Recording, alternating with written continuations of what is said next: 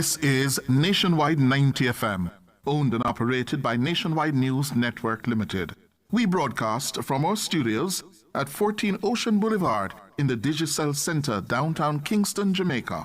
Transmitting on the FM 90 band, 90.3 from Peters Rock in St. Andrew and Murphy Hill in St. Anne. Serving Kingston and St. Andrew, St. Catherine, St. Anne, parts of Clarendon, St. Mary and St. Thomas. 90.5 from Huntley in Manchester, transmitting to St. Elizabeth, Westmoreland, Manchester, Clarendon, rural St. Andrew and parts of St. Thomas. And 90.7 from Cooper's Hill in St. Andrew and Flower Hill in St. James. Serving Westmoreland, Hanover, St. James, sections of Trelawney, Kingston, St. Catherine, Clarendon, St. Mary, Portland and St. Anne. Nationwide 90 FM also broadcasts on YouTube at Nationwide 90 FM Live 2, RevoNews.ai and on Flow on channel 916. Nationwide 90 FM, a new revolution in media. Put your money in motion. Drive VMW, VM Wealth Management. Transform your everyday. The time by VM Wealth Management is 6 o'clock. From the studios of Nationwide Radio, morning radio the right way. It's Nationwide This Morning.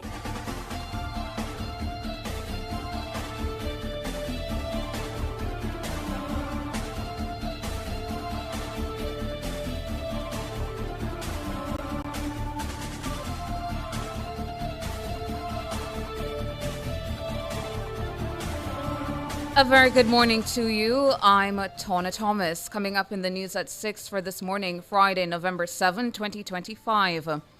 Agriculture and fisheries sector suffers preliminary $20 billion worth of damage from Hurricane Melissa. NWA contractor chased off St. Elizabeth Road clearing project by residents demanding to be paid. 35 roads in 12 parishes remain blocked following the passage of Hurricane Melissa. In regional news, U.S. kills 3 men in another strike on suspected drug vessel in the Caribbean. In international news, Russia calls on the U.S. to clarify its nuclear testing intentions. In sports, West Indies team travels to Nelson, New Zealand, ahead of the third game in the 5-match T20 International Series. And in business, Tesla shareholders approve $1 trillion pay plan for Elon Musk. The details after the break.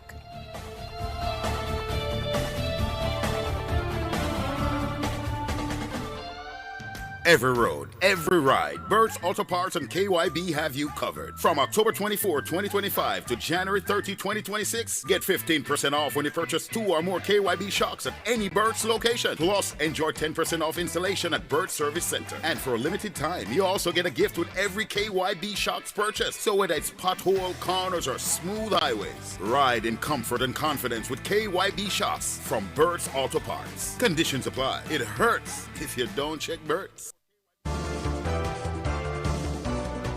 Catch the first news of the day, a comprehensive package of local, international, sports, and business news. The news at 6 on Nationwide 90 FM.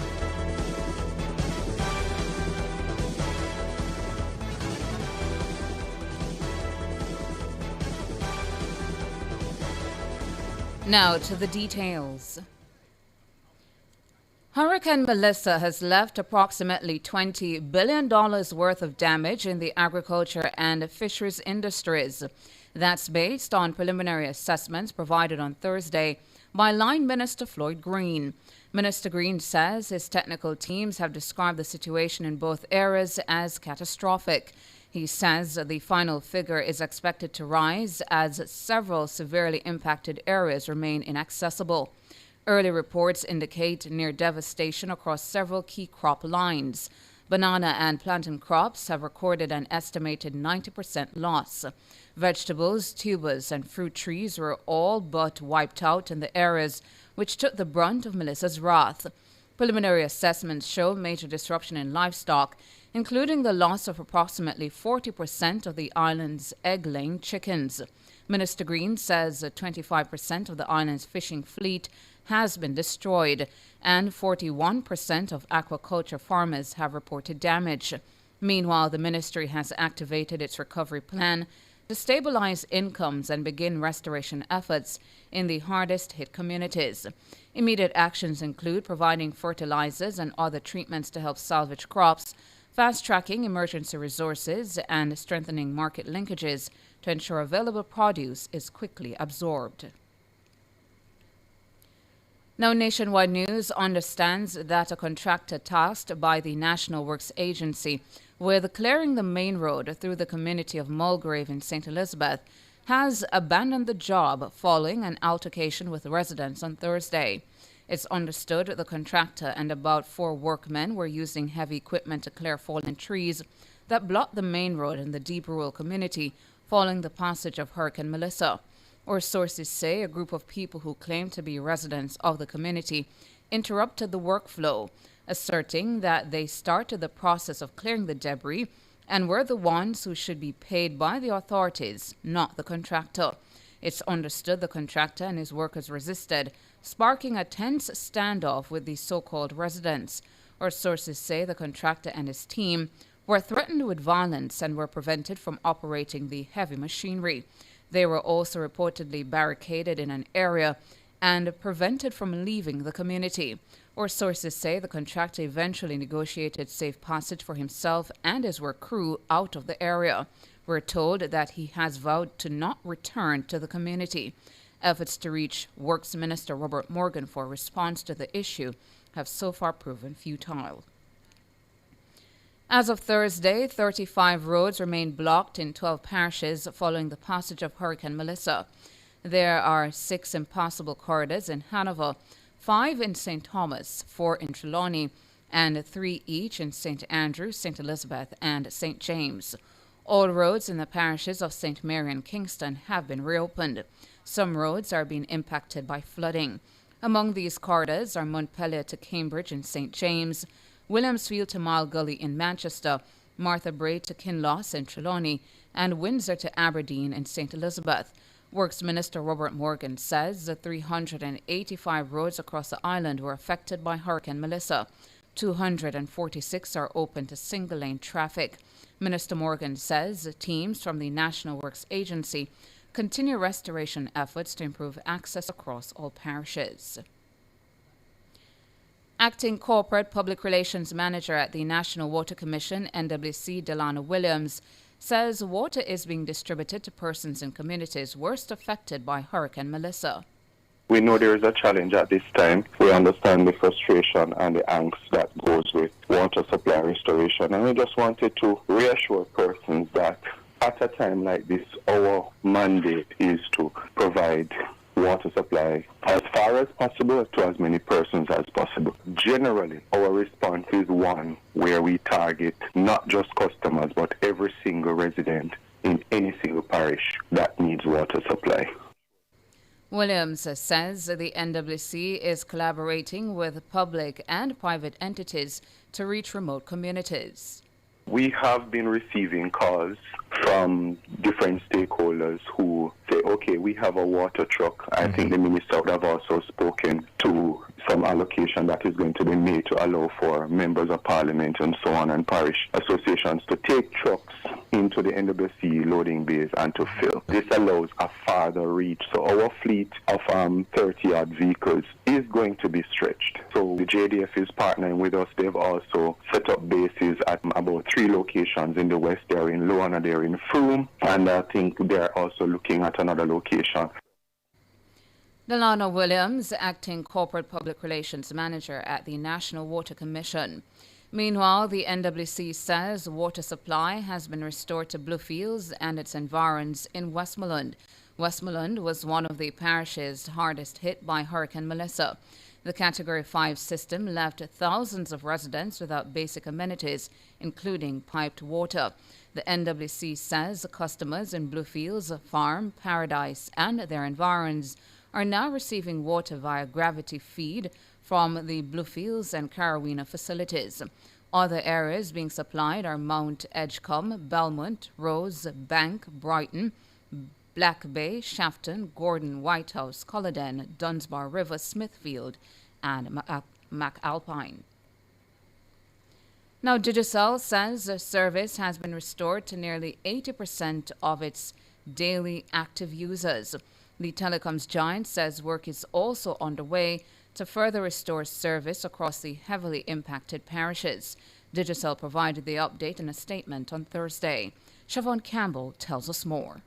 Digicel CEO Stephen Murad says 51% of its mobile sites are now online. These sites serve 76% of daily active users. Additionally, Digicel says its fixed and business networks remain at 87% and 75% respectively. The latest communities to come online are Negril in Westmoreland, Greenville in St. James, Sunbury and Mocha in Clarendon, Widson, Nonsuch and Dragon Bay in Portland. Also online are the communities of Leeds, Retrieve, Balaclava and Goshens in St. Elizabeth.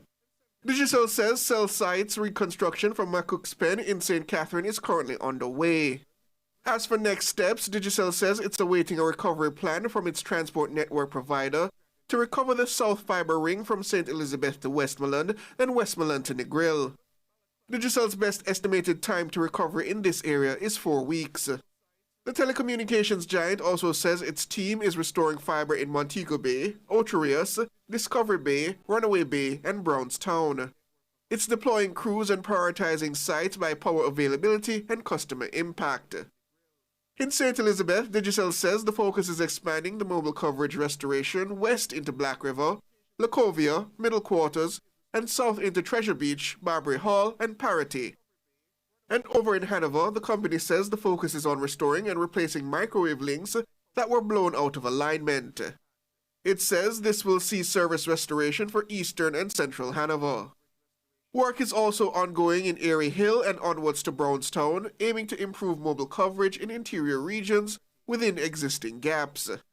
Digicel says plans are in place to redeploy a connection point in North Trelawney, which will help reconnection efforts in that region. Mobile site deployment for the community of Waitabate in Trelawney is also scheduled to be completed next week. Siobhan Campbell for Nationwide News. Meanwhile, Flow Jamaica says 82% of normal mobile traffic has been restored since Hurricane Melissa. In a statement on Thursday, Flow says 46% of mobile sites are currently online. The telecoms giant says it has deployed 22 new generators to cell sites in Westmoreland and St. James. Flow says service had been restored to thousands in Savamar, Negril, Whitehall, Sheffield, Egypt, Grange Hill, and Moreland Hill in Westmoreland. Service has also been restored to customers in Green Island, Hopewell, Richmond, Montpelier, and Lucy in Hanover. Customers in Catherine Hall, Salt Spring, Pitford, and Green Pond in St. James have also had their connectivity restored. That's also the story for customers in Falmouth, Trelawney, along with Gutters and Black River in St. Elizabeth. In the meantime, Flow says 44% of fixed internet customers are now online, and recovery efforts have advanced in Manchester and St. Thomas.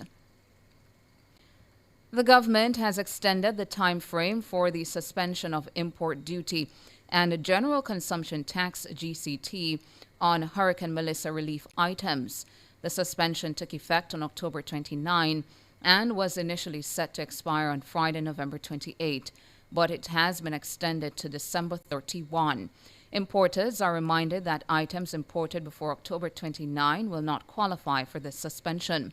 In a statement on Thursday, the Jamaica Customs Agency says the extension is to further facilitate the importation and distribution of critical relief supplies to assist affected families and communities. The suspension applies to relief items imported and consigned through the Office of Disaster Preparedness and Emergency Management, ODPEM. During the approved relief period, importers, whether individuals or organizations, will not be required to pay import duty or GCT on designated relief items. But Customs says all other fees and charges, including the environmental levy, standard compliance fee, and customs administrative fee, remain applicable. The agency says it remains on the front line of relief response to fast-track the clearance of critical supplies. Now, importers can find the detailed list of eligible goods at jca.gov.jm. That's jca.gov.jm, or across the agency's official social media pages. Scotiabank says it has committed $165 million to Hurricane Melissa recovery efforts. In a statement on Thursday, Scotiabank announced a contribution of 400,000 Canadian dollars to support relief and rebuilding efforts across Jamaica. That's the equivalent of 48 million Jamaican dollars. The Scotiabank Foundation says it's also committed to providing funding of $100 million towards the island's recovery efforts. The funds will be directed to trusted organizations actively providing aid to affected families and communities. Scotia Group's staff members are also organizing the donation of care packages to affected communities valued at almost $11 million. The bank says it will match staff donations up to 50,000 Canadian dollars. That's 6 million Jamaican dollars. Scotiabank says several branches and service locations were severely impacted by the storm. It says efforts are underway to restore full operations and client support services across the island as quickly as possible. British High Commissioner Elisa Herbert says the UK is prepared to support Jamaica in the long term as the country attempts to recover from the devastating effects of Hurricane Melissa. She was speaking on Nationwide at 5 on Thursday. That has been a consistent message all the way through, recognizing, of course, we're in the immediate aftermath of the hurricane, hence the relief supplies, thinking about the deployment of experts, getting the medical care, getting health care, getting education services, hopefully back up and running, supporting the government in the immediate aftermath. But we also recognize that this is a long road as well to recovery and indeed to rebuilding. And it's been a consistent message from the very top of the British government, from our Prime Minister, from our Foreign Minister as well in the UK, about us standing shoulder to shoulder with Jamaica as the relief effort comes on board, as we recover and as we rebuild. On Wednesday, the UK's Deputy Prime Minister David Lammy announced that over £7 million sterling in aid has been mobilised by his government to help Jamaica. More than 3,000 shelter kits and over 1,000 solar-powered lanterns have been provided. The UK's Royal Navy has also been deployed to support the ongoing recovery efforts. According to High Commissioner Herbert, the Royal Navy has been actively providing medical assistance to those in need in the affected parishes. The role that they've been playing so far, and they just very, very recently arrived. They have been doing some clearance work at the Falmouth hospital, getting ready for others to come in to provide those medical services. And then we'll continue to deploy them in many different ways, depending on the requests and indeed the needs of the area. We have been guided all the time by requests from the Jamaican government and stakeholders and the needs on the ground. Elisa Herbert, UK High Commissioner to Jamaica. The University of Technology Jamaica says both face-to-face and online classes for its corporate area locations are set to resume on Monday, November 10. A statement from the institution on Thursday says MBA Level 2 students will resume classes on Sunday, November 9. Classes for students at the Western Campus will resume at the Dome Street Campus only, while the Barnett Street, Montego Bay, and Ocherous locations remain closed until further notice. This is due to damage sustained during the hurricane. President of the university, Dr. Kevin Brown, says UTech remains focused on the welfare and support of all staff and students during this recovery period. UTech says instructional content will be modified to ensure completion of essential theoretical, practical, and clinical components within the remaining time for the semester. Meanwhile, the university says students unable to continue their studies this semester due to the hurricane's impact may apply for withdrawal with permission without penalty or impact on GPA. The UTech Jamaica graduation ceremony, previously set for November 8 and 9, 2025, has also been postponed. A new date will be announced. President of the Jamaica Independent Schools Association, JISA, Tamar McKenzie, says that she's pleased that the body has been included in the national efforts to rebuild the education sector. We have started the conversations with the Minister of Education, and I'm very comforted with the position of our Minister, which is that all schools are important And that type of position, it is comforting to know that the value we've added over the years to performance outcomes in our country will not be discarded, and we will be removed from the rebuilding effort. And what we're looking forward to now are timelines, reassurances, comforts that we can use, go to financial institutions and bet what it is that we may have or can source from local communities, alumni associations, friends and partners to rebuild. Mackenzie says the hurricane caused more than just infrastructural damage at independent schools. Over the last 5 years, I think independent schools have been recovering from something. We would have survived the pandemic together. We would have tried to ensure a value commitment and delivery to our stakeholders while not having our students in our facilities, building out online infrastructure to make sure learning could have continued. When we were able to finally welcome our children back, we would have had to put in additional resources based on the issues that we would have recognized with children. And then we would have had Hurricane Beryl, where many schools would have had issues where flooding was concerned. And now here we are after putting up significant investment now to reopen this year, whether it be with training, infrastructure. Tamar Mackenzie, president of JITA. She was speaking on Nationwide at 5 on Thursday evening. And that's it for the local segment of the news. Up next, regional and international.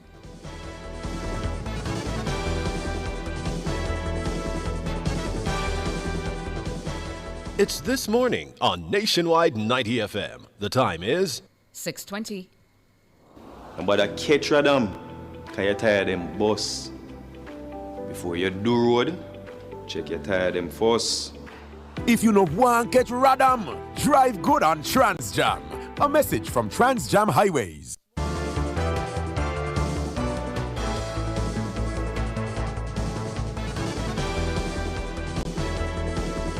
In regional and international news this morning, regional news, the U.S. military killed 3 men in a strike on a suspected drug vessel in the Caribbean on Thursday.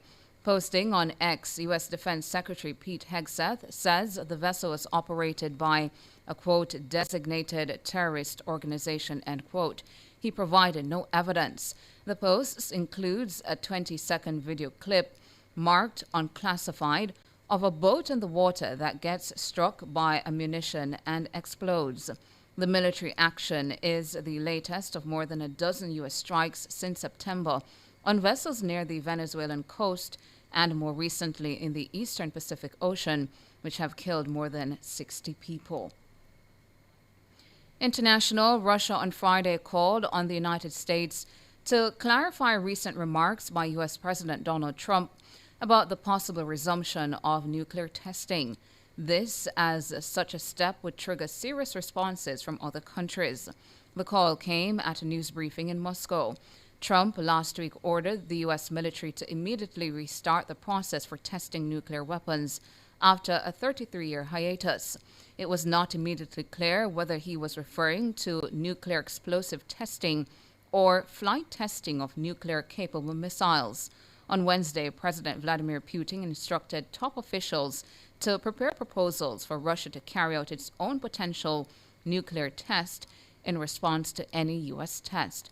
Moscow has not carried out a nuclear test since the collapse of the Soviet Union in 1991. Russia and the U.S. possess the world's largest nuclear arsenals. And that's it for regional and international. Up next, sports.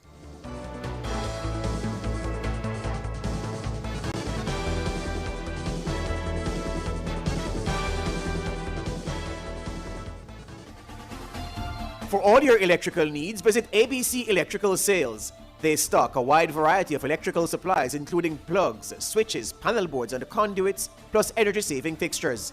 ABC Electrical Sales stocks brands like GE, Siemens, Philips, Cutler Hammer and Allen Bradley. They also offer free island-wide delivery just to suit your needs.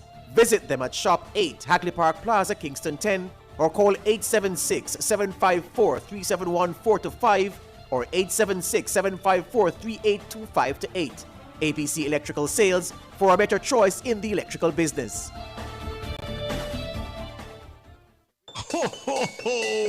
And what would you like for Christmas? A paint tough enough for my messy grandkids. Perfect color matching for my living room. Paint that covers in fewer coats, A finish that stands up to sun or rain, BH Paints has you covered. Now up to 25% off. Be one of the first 200 monthly to register on championsofcolor.com and get a free gallon of BH New Ultima Advanced Formula. No purchase required. All I want for Christmas is BH Paints. Discounts available at BH Paint stores and participating hardwares.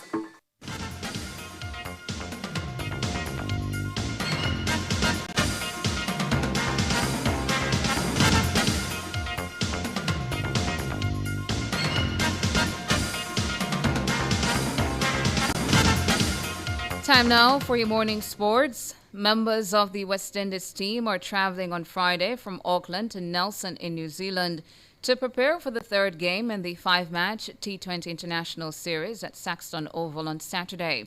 The series is tied at 1 apiece after New Zealand won Game 2 on Thursday by 3 runs. All-rounder Romario Shepherd says he's looking forward to playing in Nelson. We all know how good the wickets are in New Zealand and, there's small boundaries and stuff like that. So you have to actually be on the ball each and every ball you bowl and each and every ball you bat because, 200 is not enough anymore in T20 cricket these days. So, new venue, new challenge. So hopefully, we can actually, start well in that venue like we started well on last night here. All-rounder Romario Shepherd. Game 4 will be played on Sunday, also in Nelson, before the fifth and final game next Wednesday. Universidad OM will be Mount Pleasant Academy's opponent in the CONCACAF Caribbean Club Championship final. Universidad secured their spot in the final after beating fellow Dominican Republic side Cibao 1-0 in the second leg of their semi-final tie on Thursday night to advance 2-1 on aggregate. The two-way will have its first leg on November 24 with the return leg on December 1. By virtue of making the final, Universidad like Mount Pleasant also secured a place in the CONCACAF Champions League. Now, Claressa Shields, the most decorated female boxer of all time, has signed a lucrative $8 million deal with the promotional company Salita Promotions and Win Records. Shields says she expects an even better deal as she continues to win fights. But I'm going to make way more than $8 million, and I'm getting $3 million. Well, I've already got $3 million up, as my signing bonus. So that's what makes the deal so big. But only 4 fights, and we're going to, you guys will do math and say 2, 2, 2, and 2, but that's not the right math. That's just the 8 minimum. I'm probably going to make, first year, I believe that I will make, so we got 2 fights. I think I'll make probably about 15, 16 million the first year. Shields, a 2-time Olympic gold medalist and 5-division world champion, is perfect from 17 fights, winning 3 by knockout. She says the new deal gives her added motivation. It means a lot. Honestly, there's nothing else I can do in boxing but to continue to fight and win. I've won undisputed the most times already. I got 19 world championships. I beat whoever they consider the best. And they always create somebody else who they think is the best. So then I beat them, and then, that person wasn't really all that good anyway. So it's I just got to continue to just do me, fight against the girls who want to fight. Claressa Shields. Finally, in your morning sports, police in Dallas say 24-year-old Dallas Cowboys defensive end Marshawn Nealand died of an apparent suicide after evading authorities in his vehicle and fleeing the scene of an accident on foot. The police say Nealand didn't stop for Texas Department of Public Safety troopers over a traffic violation in a chase that was joined by Frisco police on Wednesday night. Authorities lost sight of the vehicle before locating it crashed minutes later. During the search, after Nealand fled the crash site on foot, officers said they received word that Nealand might be suicidal. He was found dead of a self-inflicted gunshot wound on Thursday morning, about 3 hours after the crash. And that's it for your morning sports.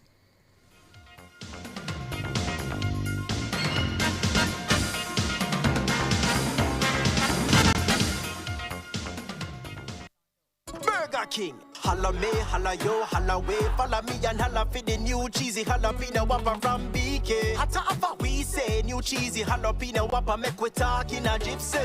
Well a pot, me I forget the new BK cheesy jalapeno whopper. Whole heap of spicy jalapenos and creamy cheese sauce. Get the combo with fries and drinks for $1,350. Holla me, holla yo, holla way. Follow me and holla for the new cheesy jalapeno whopper from BK. It's the new BK cheesy jalapeno whopper from Burger King.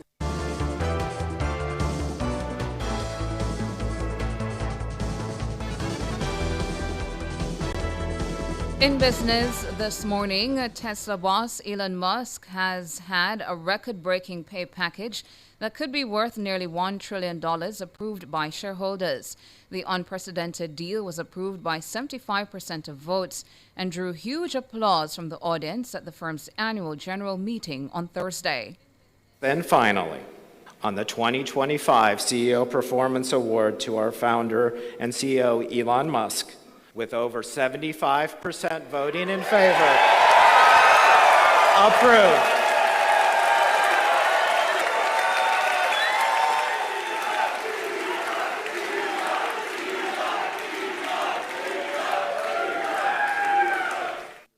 Musk, who is already the world's richest man, must drastically raise the electric car firm's market value over 10 years. If he does this and meets various targets, he will be rewarded with hundreds of millions of new shares. The scale of the potential payout has drawn criticism, but the Tesla board argued that Musk might leave the company if it was not approved and that it could not afford to lose him. Following the announcement, Musk took to the stage in Austin, Texas, and danced to chants of his name. He said what they're about to embark upon is not merely a new chapter of the future of Tesla, but a whole new book. Now, McDonald's will bring in new sexual harassment training for managers and strengthened measures agreed with the equality watchdog to protect its staff from abuse. The watchdog said the move was in response to serious allegations raised after it initially intervened in the company. A BBC investigation 2 years ago was told that workers, some as young as 17, were being groped and harassed. Earlier this year, McDonald's staff told the BBC they still faced sexual abuse and harassment. McDonald's said it welcomed the new measures, adding that they would build on the significant progress they had already made in this space. But one former worker said the announcement would not make a difference. The Equality and Human Rights Commission is now extending its original plan agreed in 2023 to protect staff at the fast food chain from sexual harassment. The new training will focus on the grooming of young workers and the use of social media. The commission says McDonald's has agreed to bring in an external body to review whether it was handling sexual harassment claims appropriately. Finally, in foreign exchange trading this morning, the Jamaican dollar has gained 61 cents and will open trading against the benchmark US dollar, selling for an average $161.29. Against the Canadian, the Jamaican has gained $1.95 and will open selling for an average $113.16. And finally, the Jamaican dollar has lost $1.29 and will begin trading for an average $212.39 against the British pound. That's it for business this morning.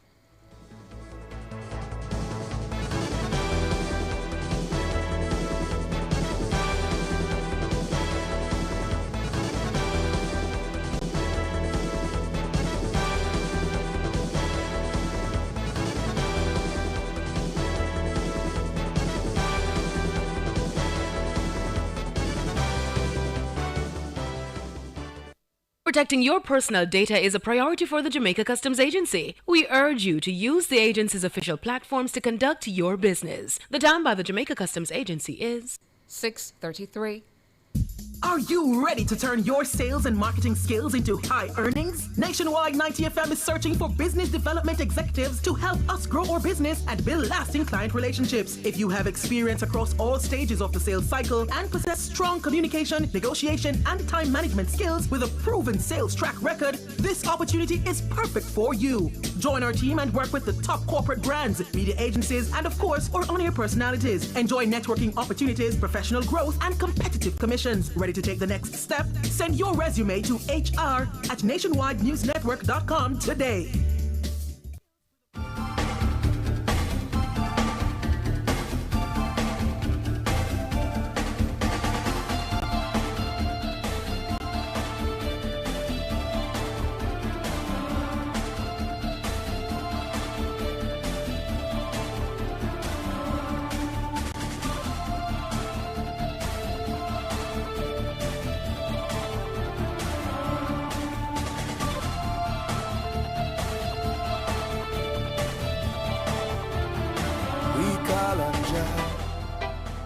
Oh, our rock, oh, our shield, our deliverer, we call Jehovah.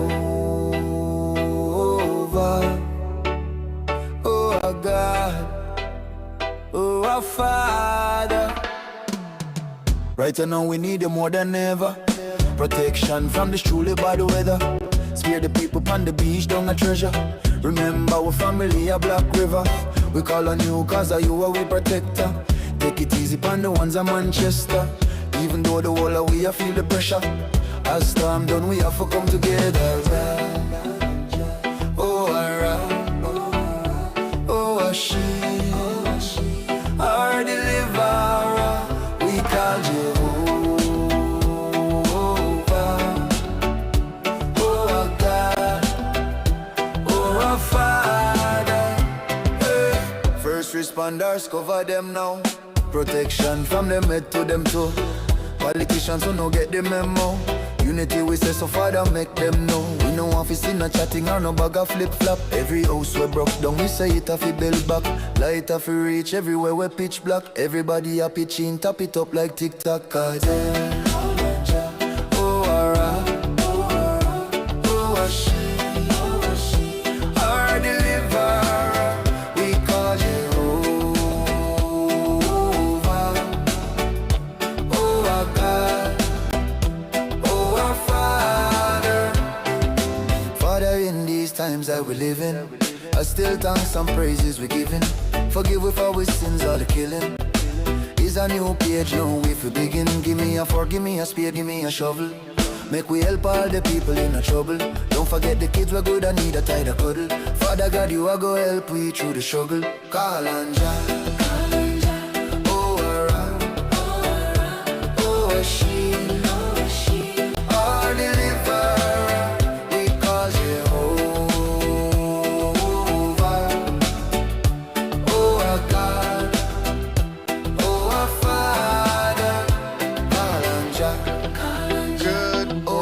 Good morning, listeners and viewers. It's 6:36 and welcome to the morning program. I'm Siobhan Campbell. And I'm Said Bernard. Top of the morning to your listeners or viewers, wherever you are, whatever you're doing, brewing coffee, boiling tea, or you're already on the road, dropping the kids to school and bringing yourself to work, you know, wherever you are. Top of the morning to you. Hope you're having a good one. The good news is it's Friday. It's not even Friday Eve, it's Friday.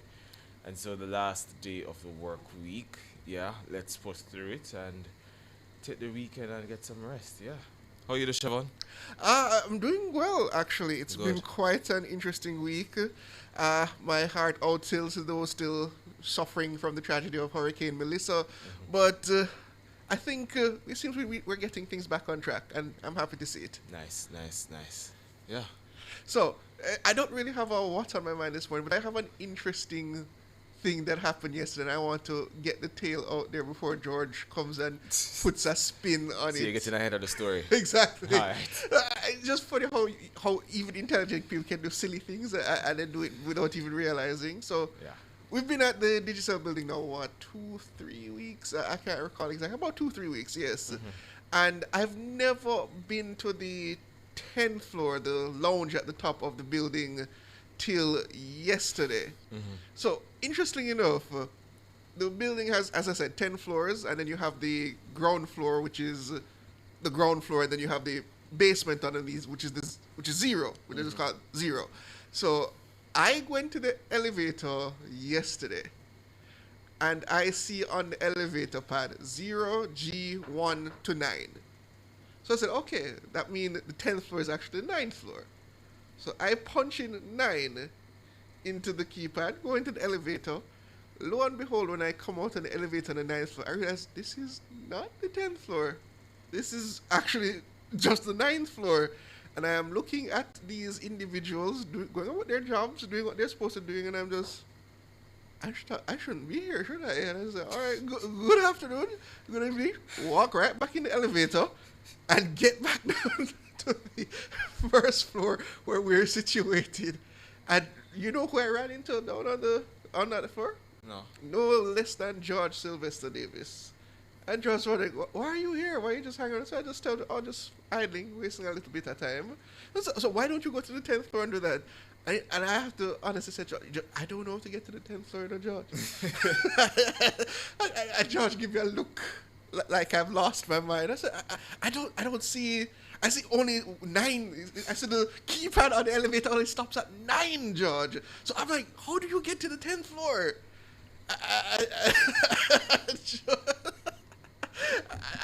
It was quite a thing until George walked over to the keypad and pressed 1, then 0. And it did not dawn on me. I swear, listeners, it did not dawn on me that on the elevator keypad you could press 1 and then 0. So that was quite a laugh in the newsroom yesterday. As I said, it's just one of those things when you have a certain mindset, because I've never used the elevator pad that requires you to press an additional button. It's usually just have the entire thing listed out. So it was quite an interesting moment for me to see how an intelligent individual, an otherwise intelligent individual, can do something so stupid and so silly. And it was an interesting thing yesterday. I just had to say it before George puts a spin on it this morning. Later today. No, all right. I won't say that it was an unintelligent move. It just fly over your head. It was just one of those moments, one of those slight moments. You were just, to be fair to you, you were just slight. You're used to seeing all the numbers printed out on in the elevator, but in those elevators, Siobhan, because it's so communal, yeah, you have the keypads here, like your phone. You have the keypad on your phone, and you dial 10. Yeah, yeah. Don't worry yourself. It could. I see how it could happen to you, but. Yeah, you wouldn't tell nobody that still. Oh, I'm sure George was going to say it later. So let me fall on my own sword before it gets a certain spin to it. Because George, he can tell a tale. Oh, yes. Oh, yes. So I made sure to get that one out. On the advice of your attorneys, you decided, no, exactly. Let me tell the story first. Plead guilty and get the truth up before someone otherwise says so. Ah, fair. Okay. Well, I thought that was just a nice little humorous thing a nice little humorous anecdote to give you listeners was, I'm sure a lot of us at this point in time, we need some easing of the pressure, so to speak. Yeah. Some humor, something lighthearted to just get us through. As I said, heading into the weekend, a lot of people need to de-stress, need to relax. But even in that, even in all the humor, the fun and jokes aside, again, I say to all those Jamaicans still having a difficult time trying to recover, trying to get through after Hurricane Melissa, my heart goes out to you. I hope you get the aid and the help that you need. I understand that based on what the Prime Minister is saying, now is the time where that ramp up happens. Now is that time when we hit the ground running in terms of getting those supplies out to those needy individuals. And I also see from Flow, Digicel, and the other utilities that they are doing their part now, getting their services back up and running and trying their best to bring the country back to normality. Yeah, fair point. But Siobhan, speaking of your elevator story, I've been thinking, like, the brain is really interesting, because things just fly away, and it's not that, as I say, it wasn't unintelligent of you. Actually, it's just the brain, I think, and when you use that particular thing, it just, some things just don't dawn on you, and I don't know if it ever happened to the listeners, but if it's outside of your routine, exactly, it just because for example, I drive somewhere in particular every day. I drive a particular route depending on where I'm going. But the places that I go, courts and all of that, I drive a particular route. And it's almost as if I'm doing it without thinking. And if something pops up now, I end up still driving the same route even though I'm not going to that place. And then I'm like, oh, damn. I know yes, I'll go. I think it just happens. Like, once it is not in your routine, it just happens like that. So don't beat up yourself about that. But yeah, Jaja come tell the story a different way. For sure. For sure. Count your last dollar. Put your bottom dollar on it. He will. But yeah, I think it happens to a lot of people though. Where you just, and I don't think people realize it as well, Our day to day, especially Monday to Friday, your day to day, you're really operating in a routine, and your brain is used to that routine. So any single thing outside of that routine, it can catch you off guard. I know. It can catch you off guard. Because just Thursday, Wednesday, I called the taxi. I usually just call a taxi to drop me at work. And I told them, I need a taxi XX to bring me to 6 Bradley Avenue. Mm-hmm. And I got into the taxi. Taxi's driving along quite well. It wasn't until I reached the halfway tree at the Tasties heading down to the turn at Bradley. Oh. What did I tell you? That's right. Wait, what did I actually tell you? You actually went to Bradley Avenue. So for the story about that, because when we were moving down, I don't remember if it was Simone or somebody that said to me, do not come to Bradley Avenue. And I was like, it's a good thing to tell me, because in my head, I go Bradley Avenue. And you know what happened to me as well? During Olympics time, when we had, we weren't on in the mornings, the sports analysts were on. It was a Friday morning. I remember it like yesterday. It was a Friday morning. Nationwide this morning is not being had because they have the sports show. They're running live. It was the World Championships in Japan. So at the time, it fell in our show. And best believe, Siobhan, I was tired that morning, and me get up, my beard, and my usual cause of, I forget up so early. And bathe and put on clothes. And me even rush, pack everything, come into the car, rush, reach a nationwide in time and everything, come in. And I was like, Michelle, what we doing today? She's like, you're not on this morning, remember? It's the Olympics show. I said, Chef, I'm vex. Okay, I'm vexing nobody but myself. It just... yeah, I could have done better sleep. But routine. And because your brain is used to the routine, it just happens that way. And you have to be deliberate once it falls out of your routine. So if it's not in my routine and somebody says, oh, remember to bring this, more than likely I'm going to forget it because it is just not in my routine. And that's just how the brain works. Precisely. George Joseph says you couldn't walk a flight of stairs. In the moment... But, by the way, I was about to say that as well. I don't even know how inside that elevator looks because I've never taken it. In the moment, it didn't even occur to me that I could have just taken the stairs up to the 10th floor. You could have. Not even occur to me. I was just so embarrassed, so shocked that where I could have just walk back into the elevator and just go right back down to where I came from. Dead would laugh. And your brain probably tired too, because you would be shocked. You would be shocked. And I mean, I'm mortified to say this. I've been tired before and scratched my car. I've never met in a car accident. Never. Always alert while driving. And I'm just drained and tired. And, the parking lot, I make a fool mistake and scratch my car. I'm just tired. It just happens. That's why it's just fatigue. You should never drive when you're tired. Exactly. You have to take a nap in the vehicle. I used to wonder, like, how people drive and fall asleep. Like, you're operating a whole machine and you fall asleep until I started driving. Tired. It happens. And realize, yep, you will definitely. I mean, I've seen people swerve off the road while driving. Yeah. In fact, when I'm tired and driving, I don't drive under AC. I wind down all the windows. Let the breeze hit your face. But anyways, I'm sorry for you, Siobhan, because George is the wrong person if you make find that out. You're not gonna live the one that down. I know that. Based on what I was yesterday, I know that for a fact. Protection from the truly bad weather. Spare the people on the beach, down a treasure. Remember our family a Black River. We call on you cause of you are we protector. Take it easy on the ones of Manchester. Even though the whole of we a feel the pressure. As storm done we have to come together. She, our deliverer, we call Jehovah.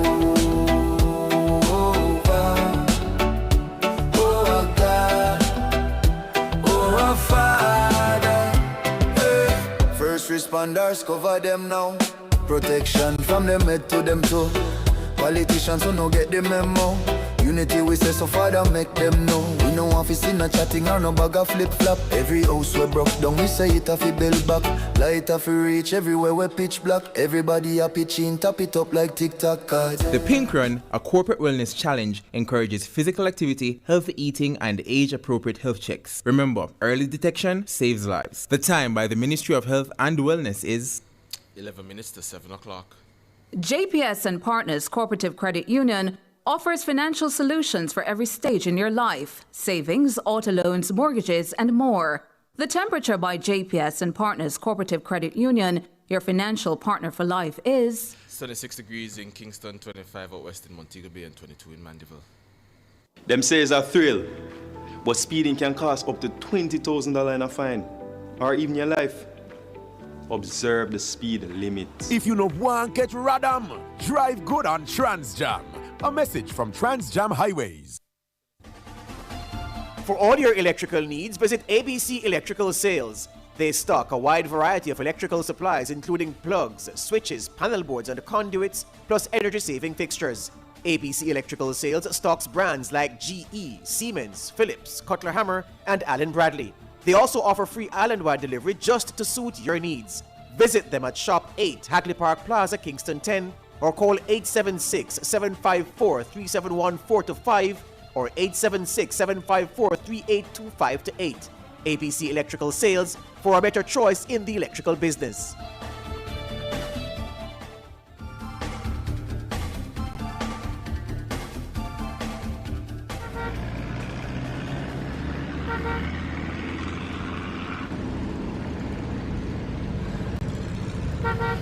You hear that, listeners? That means it is now time for Street Smart with Ludlow McLean. Good morning, Ludlow.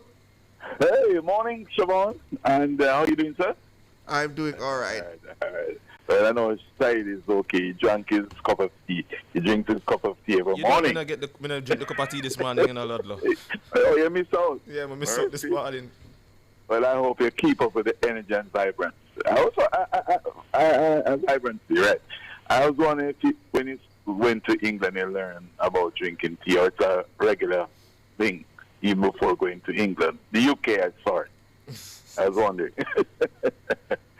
Anyway, the situation, it's bright and sunny, by the way, and I hope, again, another day of heavy traffic during the course of the day.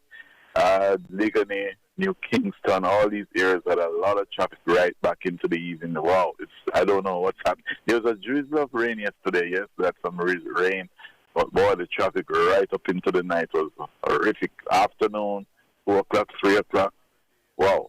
But let's see what happens. This morning, it's traffic, but it's moving, I would say.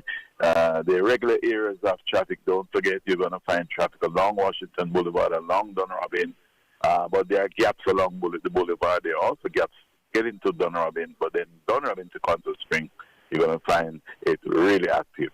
And coming from as far as Manor Park all the way down, there's gaps, but it's moving all the way down to Half a Tree Square. Waterloo is the same thing. Traffic going across the Trafalgar, and in both directions, Hope Road, you're going to have the traffic, especially going into the Half a Tree Square area. Coming up Hagley Park Road onto Eastwood Park Road, there is also traffic, and it takes you across the South Oden Avenue, and it's compounded by the traffic coming from Malines Road, getting onto South Oden Avenue. So all of that area is quite busy, quite active. All right, and don't forget Reddings Road, coming all the way down past the overpass, going towards Reddings Road. These areas are building all the time. So until our second report at about 7:20, we return you to the studio. Thank you for that, Ludlow. Well, listeners, next is your word of the day.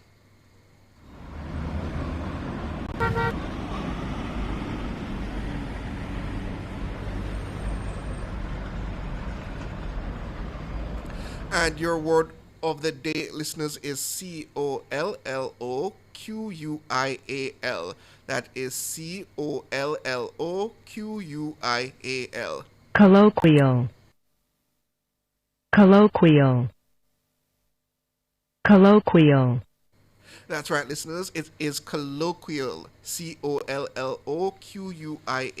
It's an adjective, and it means the characteristic of or appropriate to ordinary or familiar conversation rather than formal speech or writing, otherwise informal. The word has its historical origins and was first recorded in 1745. The example sentence is: the acronym has become so common in colloquial conversation that it has practically lost all significance, appearing so frequently that the idea of greatness has been dulled into something ordinary rather than exceptional. So, colloquial, characteristic of or appropriate to ordinary or familiar conversation rather than formal speech or writing.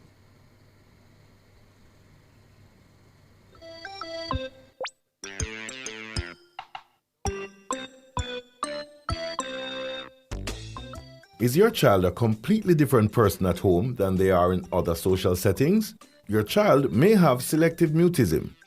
Selective mutism is often misunderstood and can be misdiagnosed, but early detection and treatment are crucial for better outcomes down the road.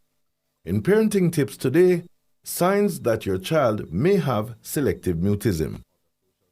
Selective mutism was always believed to be rare.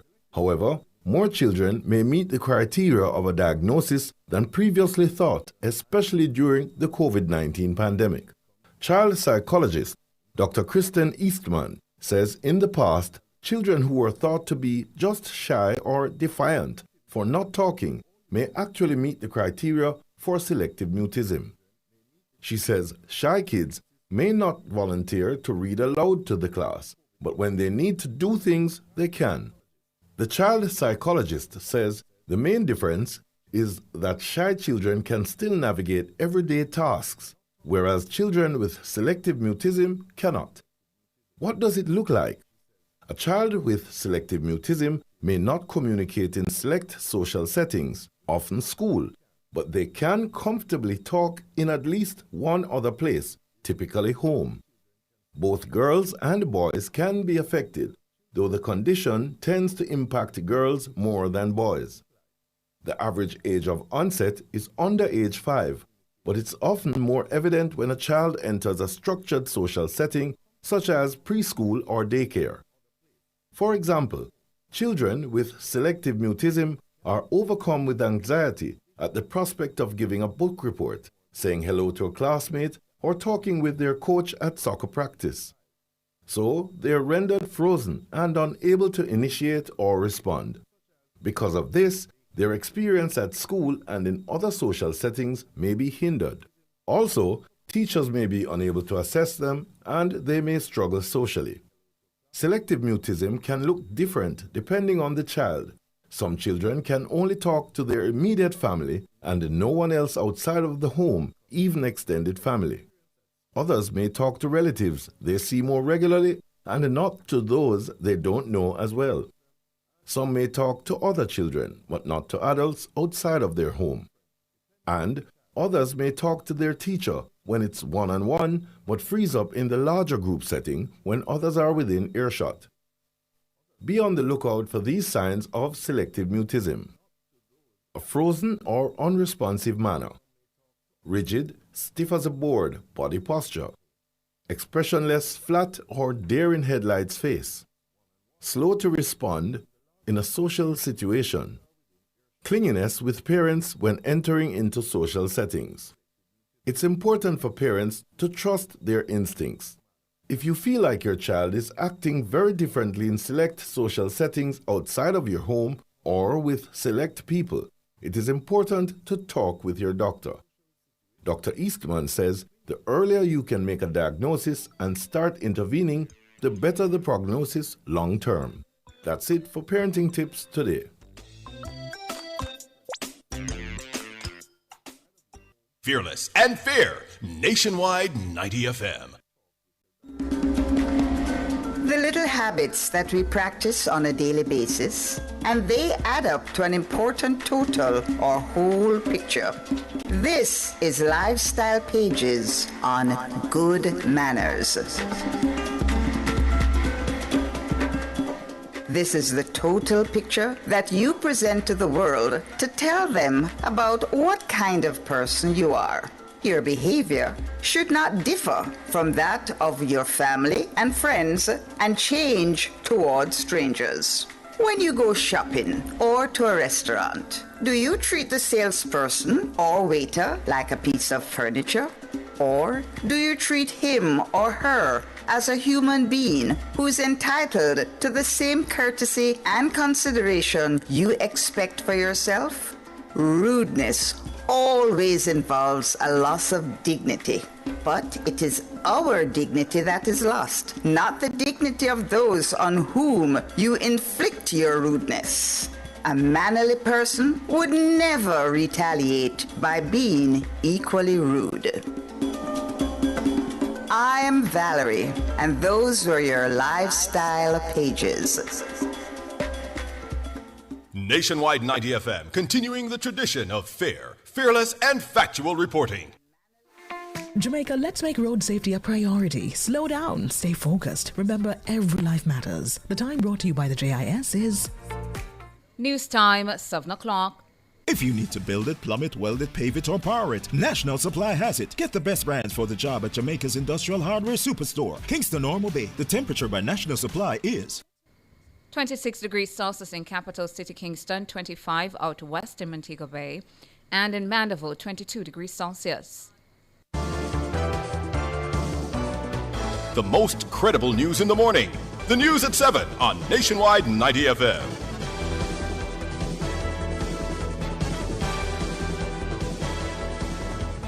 Coming up in the news at 7 for this morning, Friday, November 7, 2025. Preliminary estimate of damage to agriculture and fisheries sector set to be $20 billion. NWA contractor chased off St. Elizabeth road clearing project by people demanding to be paid. 35 roads in 12 parishes remain blocked by Hurricane Melissa debris. In regional news, U.S. kills 3 men in another strike on suspected drug vessel in the Caribbean.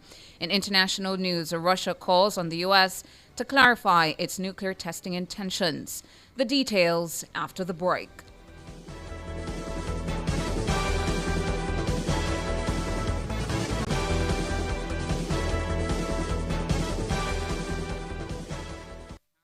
If it's news, it's got to be Nationwide 90 FM.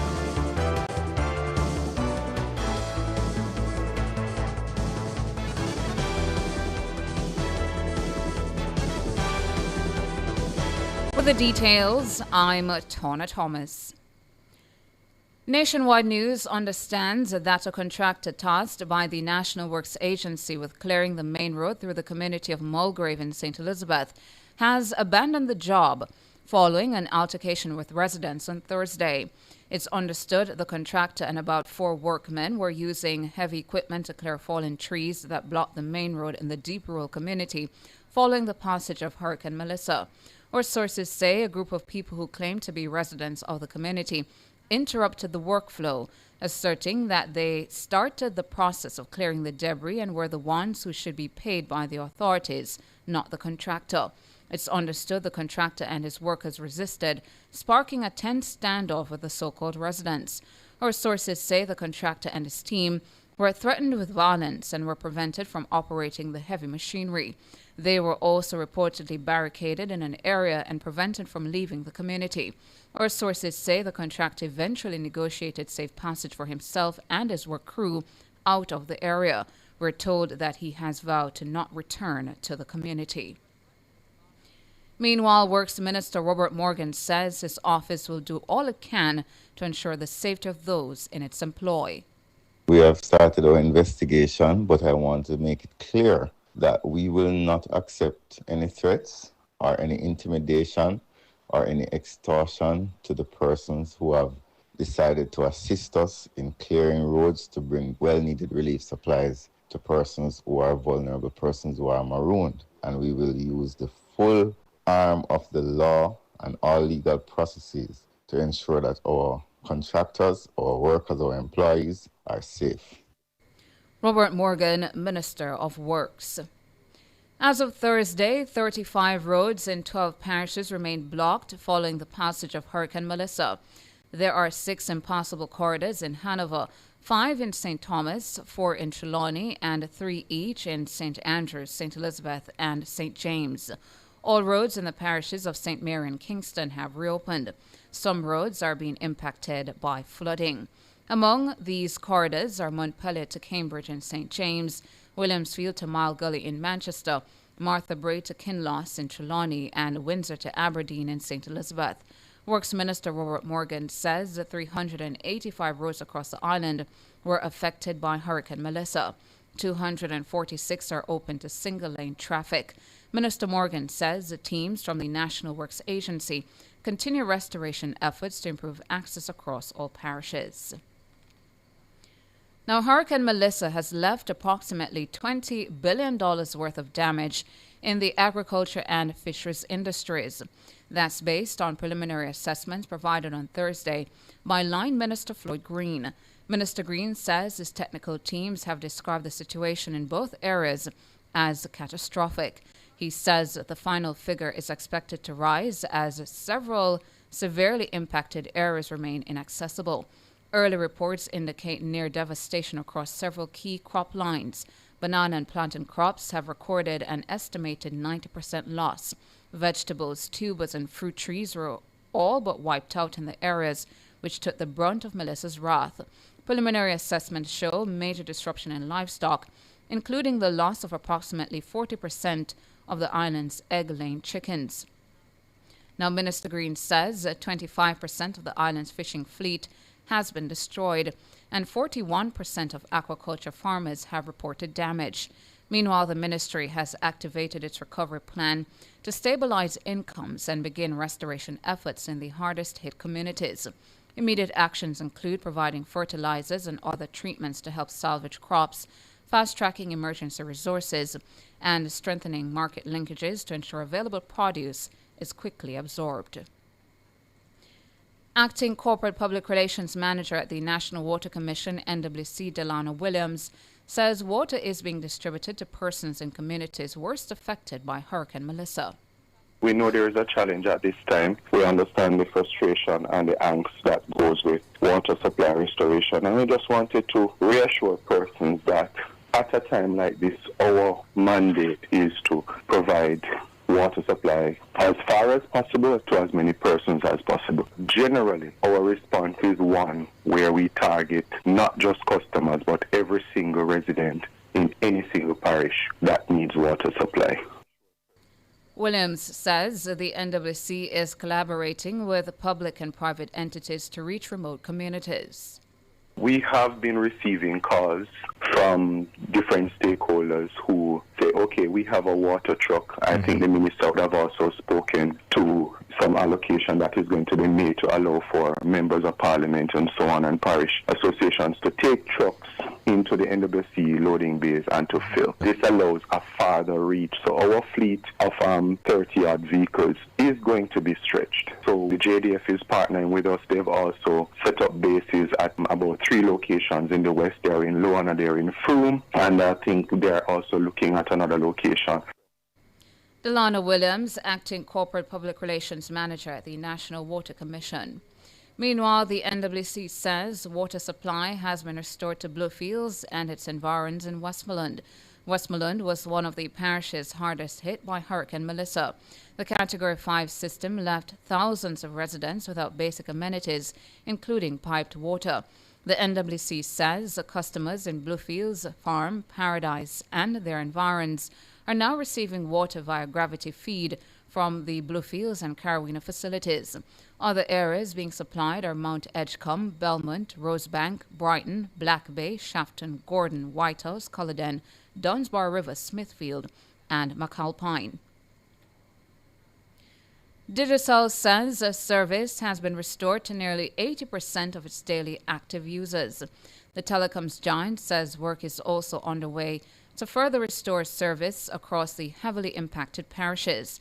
Digicel provided the update in a statement on Thursday. Siobhan Campbell tells us more. Digicel CEO Stephen Murad says 51% of its mobile sites are now online. These sites serve 76% of daily active users. Additionally, Digicel says its fixed and business networks remain at 87% and 75% respectively.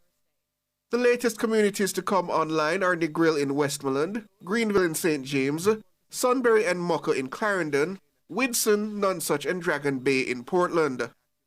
Also online are the communities of Leeds, Retrieve, Balaclava and Goshens in St. Elizabeth. Digicel says cell sites reconstruction from McCook's Pen in St. Catherine is currently underway. As for next steps, Digicel says it's awaiting a recovery plan from its transport network provider to recover the South Fiber Ring from St. Elizabeth to Westmoreland and Westmoreland to Negril. Digicel's best estimated time to recovery in this area is 4 weeks. The telecommunications giant also says its team is restoring fiber in Montego Bay, Ocho Discovery Bay, Runaway Bay, and Brownstown. It's deploying crews and prioritizing sites by power availability and customer impact. In St. Elizabeth, Digicel says the focus is expanding the mobile coverage restoration west into Black River, Lacovia, Middle Quarters, and south into Treasure Beach, Barbary Hall, and Parity.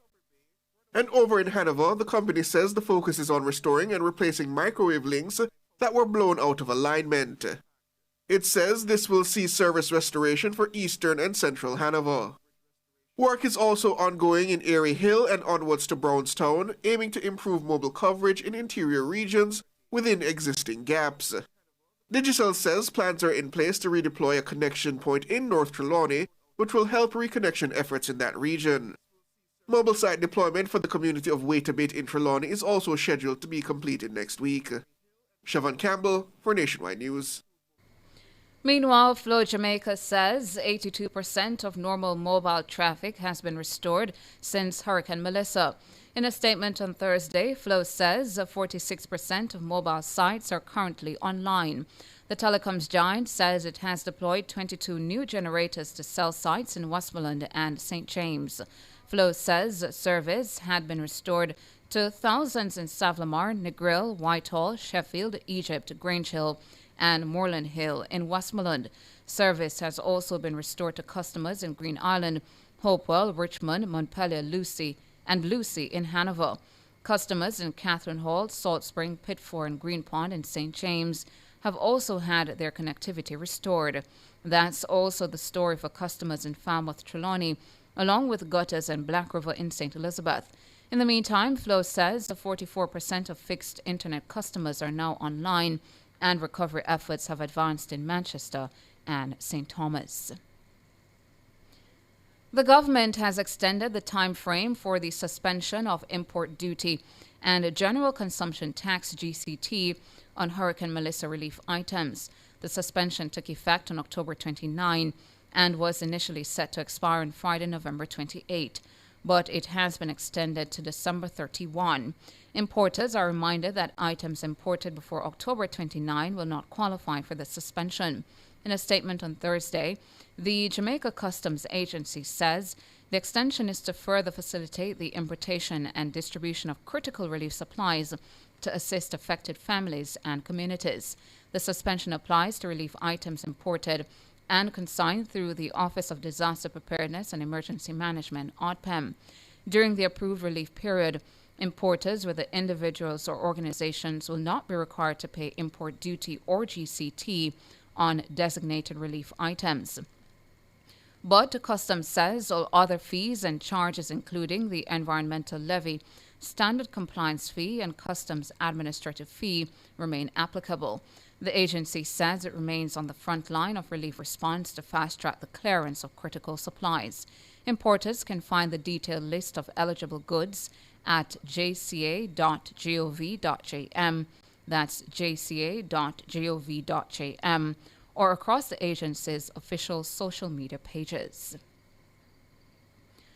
Scotiabank says it has committed $165 million to Hurricane Melissa recovery efforts. In a statement on Thursday, Scotiabank announced a contribution of 400,000 Canadian dollars to support relief and rebuilding efforts across Jamaica. That's the equivalent of 48 million Jamaican dollars. The Scotiabank Foundation says it's also committed to providing funding of $100 million towards the island's recovery efforts.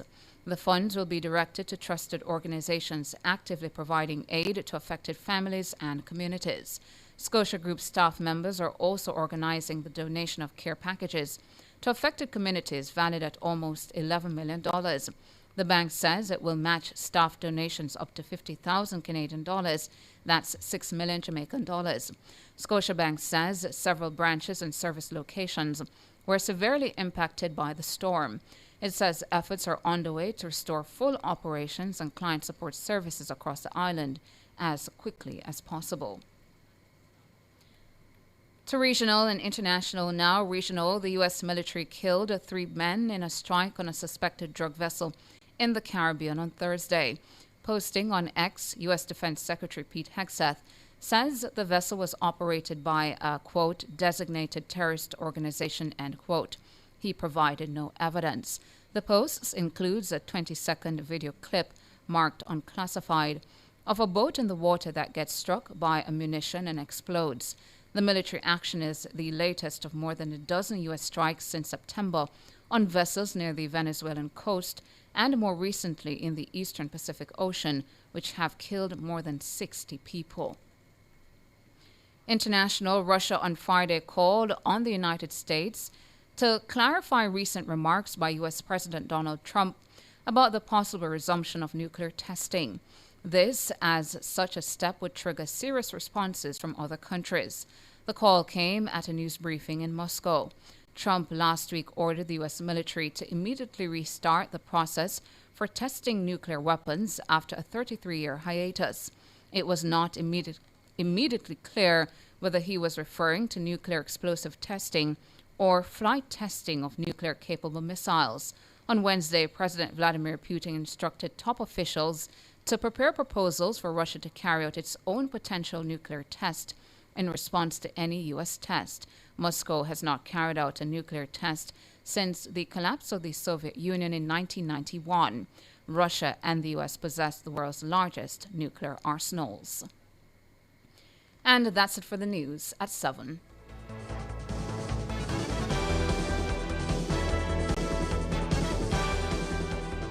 Sign up for the JN Money Card. It's safe, convenient, and free. The time by JN Money is 7:16.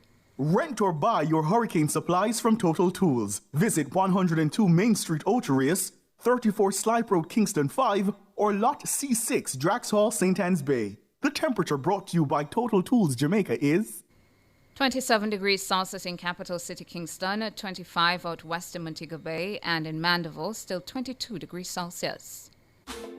Need to make a change to your title or need a title? Geoland Title Limited is the place to be. They do lost title application, add and remove names from titles, wills, estates, first-time registration, land surveys included, affordable rates and flexible payment options, National Land Agency adjudication and land titling waivers available. They have 8 locations island-wide. Call 876-754-6436 or visit their website at geolandonline.com. Geoland Title Limited. Secure your land, secure your title.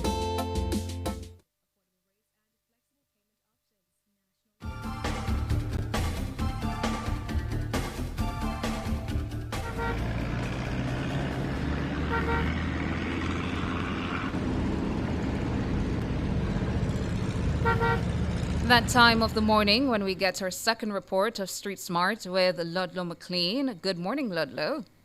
Good morning, Tana, TT. Morning. The lady from that parish there. The bread basket. May I tell you how it look like now? May I tell you? The bread basket will return to be the bread basket. All right. So positive, I like that. Yes. Yeah. Okay, what's happening on our road? Well, Waltham Park Road, just in the vicinity of Waltham and Mullines Road, there is traffic going down. It connects with New York Avenue when you make that left turn to get onto Keating Avenue. And going further down, it's a steady flow going to the intersection of Waltham and Hadley Park Road. And it's much freer going further down to connect with Spanish Town Road. However, you have Spanish Town Road with a lot of traffic coming from as far as 3 miles all the way down, heading into downtown. That's really busy at this point in time. Now, if you're going up Maxfield Avenue, you don't have much challenges until when you get closer, going past Cargill Avenue and going further up into Half Tree Square, connecting with, Hadley Park Road, and then, it goes over to Eastwood Park Road, and then there's traffic heading into South Oden Avenue. So Malines Road congested in that area. As a matter of fact, Malines Road congested from as far as Tarrant Drive, going up there, and then some traffic is making it onto Tarrant Drive, then onto Wood Glen, where you also have some traffic, and then you notice the traffic going up Hadley Park Road. So if you're in the Richmond Park area now, it's going to be busy, quite active. Richmond Park Avenue, Queens Avenue, Montgomery Avenue, which carries a lot of traffic. And some of that traffic is trying to make its way onto busy Chisholm Avenue also. Busy Chisholm Avenue from all the way of Waltham heading out to Maxfield Avenue. Quite active indeed. And East Road, I should say, also active. Also in the Alphamar Road there. So it's a busy morning.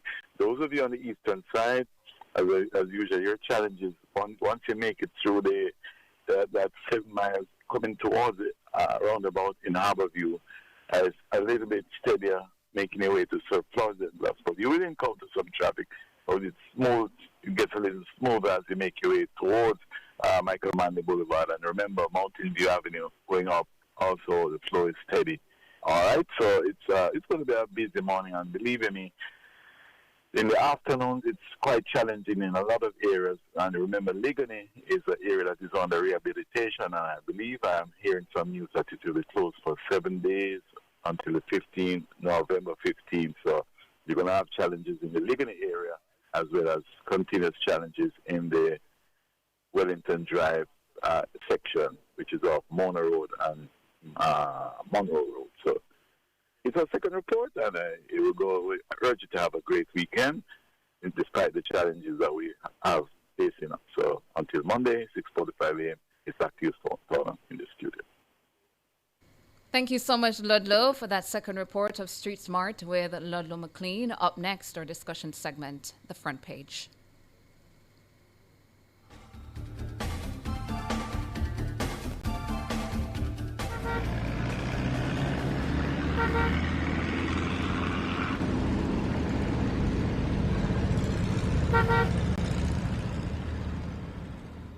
Front Page is brought to you today by ABC Electrical Sales, for a better choice in the electrical business. For all your electrical needs, visit ABC Electrical Sales. They stock a wide variety of electrical supplies, including plugs, switches, panel boards, and conduits, plus energy-saving fixtures. ABC Electrical Sales stocks brands like GE, Siemens, Philips, Cutler Hammer, and Allen Bradley. They also offer free island-wide delivery just to suit your needs. Visit them at Shop 8, Hagley Park Plaza, Kingston 10, or call 876-754-3714-5 or 876-754-3825-8. ABC Electrical Sales, for a better choice in the electrical business.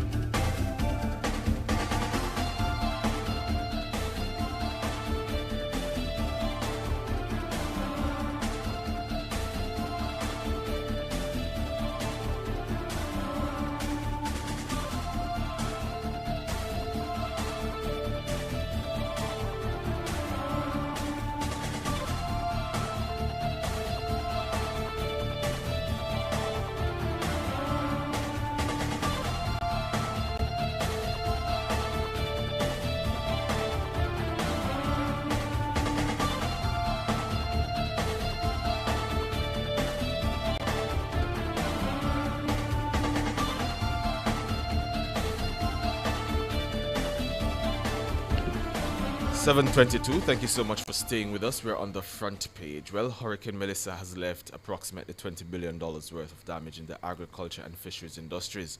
That's based on preliminary assessments provided on Thursday by the Line Minister Floyd Green. Minister Green says his technical teams have described the situation in both areas as catastrophic. He says the final figure is expected to rise as several severely impacted areas remain inaccessible. Early reports indicate near devastation across several key crop lines. Banana and plantain crops have recorded an estimated 90% loss. Vegetables, tubers, and fruit trees were all but wiped out in the areas which took the brunt of Melissa's wrath. Preliminary assessments show major disruption in livestock, including the loss of approximately 40% of the island's egg-laying chickens. Minister Green says 25% of the island's fishing fleet has been destroyed and 41% of aquaculture farmers have reported damage. Meanwhile, the ministry has activated its recovery plans to stabilize incomes and begin restoration efforts in the hardest hit communities. We are due to be joined by Floyd Green, who is the line minister there in agriculture and fisheries. But $20 billion worth of damage, Siobhan, in that industry, it does have an impact on everybody's pocket. This is not just an impact on the West, this is an impact on the entire Jamaica. We're talking about food security, and no less the fact that we are less than 2 months away from Christmas. Yes. Where produce is very, very important. These things go in even greater demand. And again, losing that percentage of egg-laying chickens, we're going to have an egg problem, it seems. We're going to have quite a few shortages based on this report from the Ministry of Agriculture. And even worse still, we knew we were going to get an economic hit, but with agriculture being so severely impacted, that economic hit is going to be just that much more severe, because as you know, the anecdote is where agriculture goes, the economy goes, and that has been proven almost accurate quarter on quarter for the last 10 years. Mm-hmm. Yeah.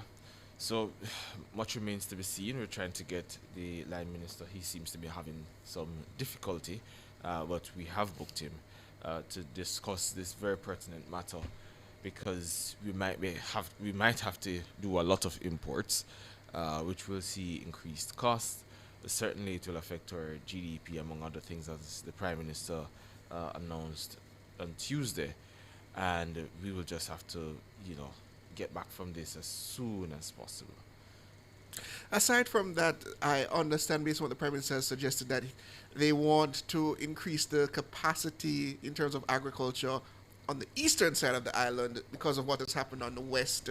I'm curious to hear from the minister how they are going to bring that about in terms of policies and infrastructure and initiatives, because I think it's an interesting idea. Mm-hmm. It is going to become more than necessary under the circumstances, and as you said, imports, I don't think everybody hates that word, increasing imports, but under the circumstances, because of the need for food security, it's going to happen. Yeah. And as you said, coming upon Christmas, that critical period of time, it's going to be important, not only just to improve the mood and ensure that we can have a reasonable Christmas, but it's important for economic activity as well. Yeah. That is a very important time for the country in terms of bringing in not only tourism dollars, but local economies also benefit from that Christmas season. Absolutely. And the hotels and the Airbnbs and those sort of places, they take food from our local farmers because of the linkages.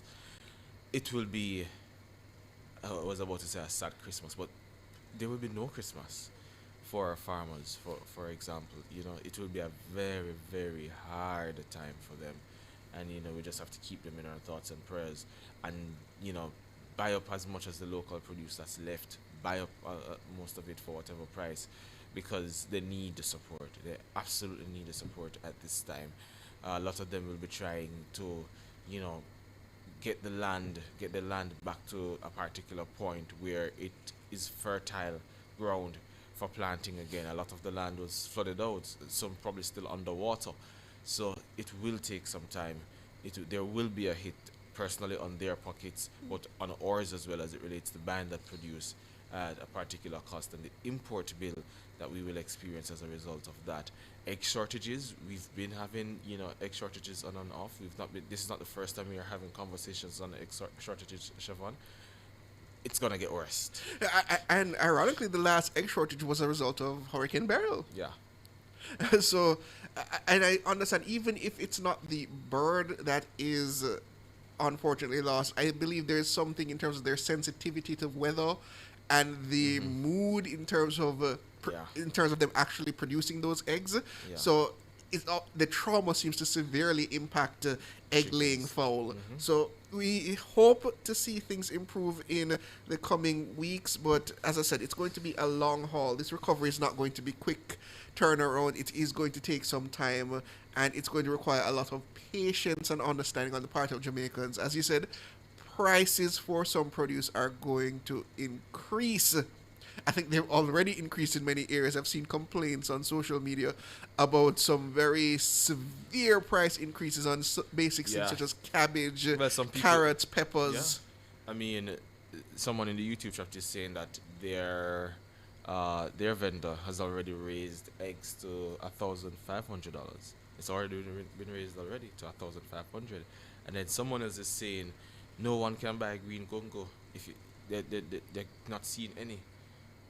So it's just the beginning of what we'll start to hear from people who are trying to get produce and to no avail. Well, it's 7:30 on the dial. Let's take a break.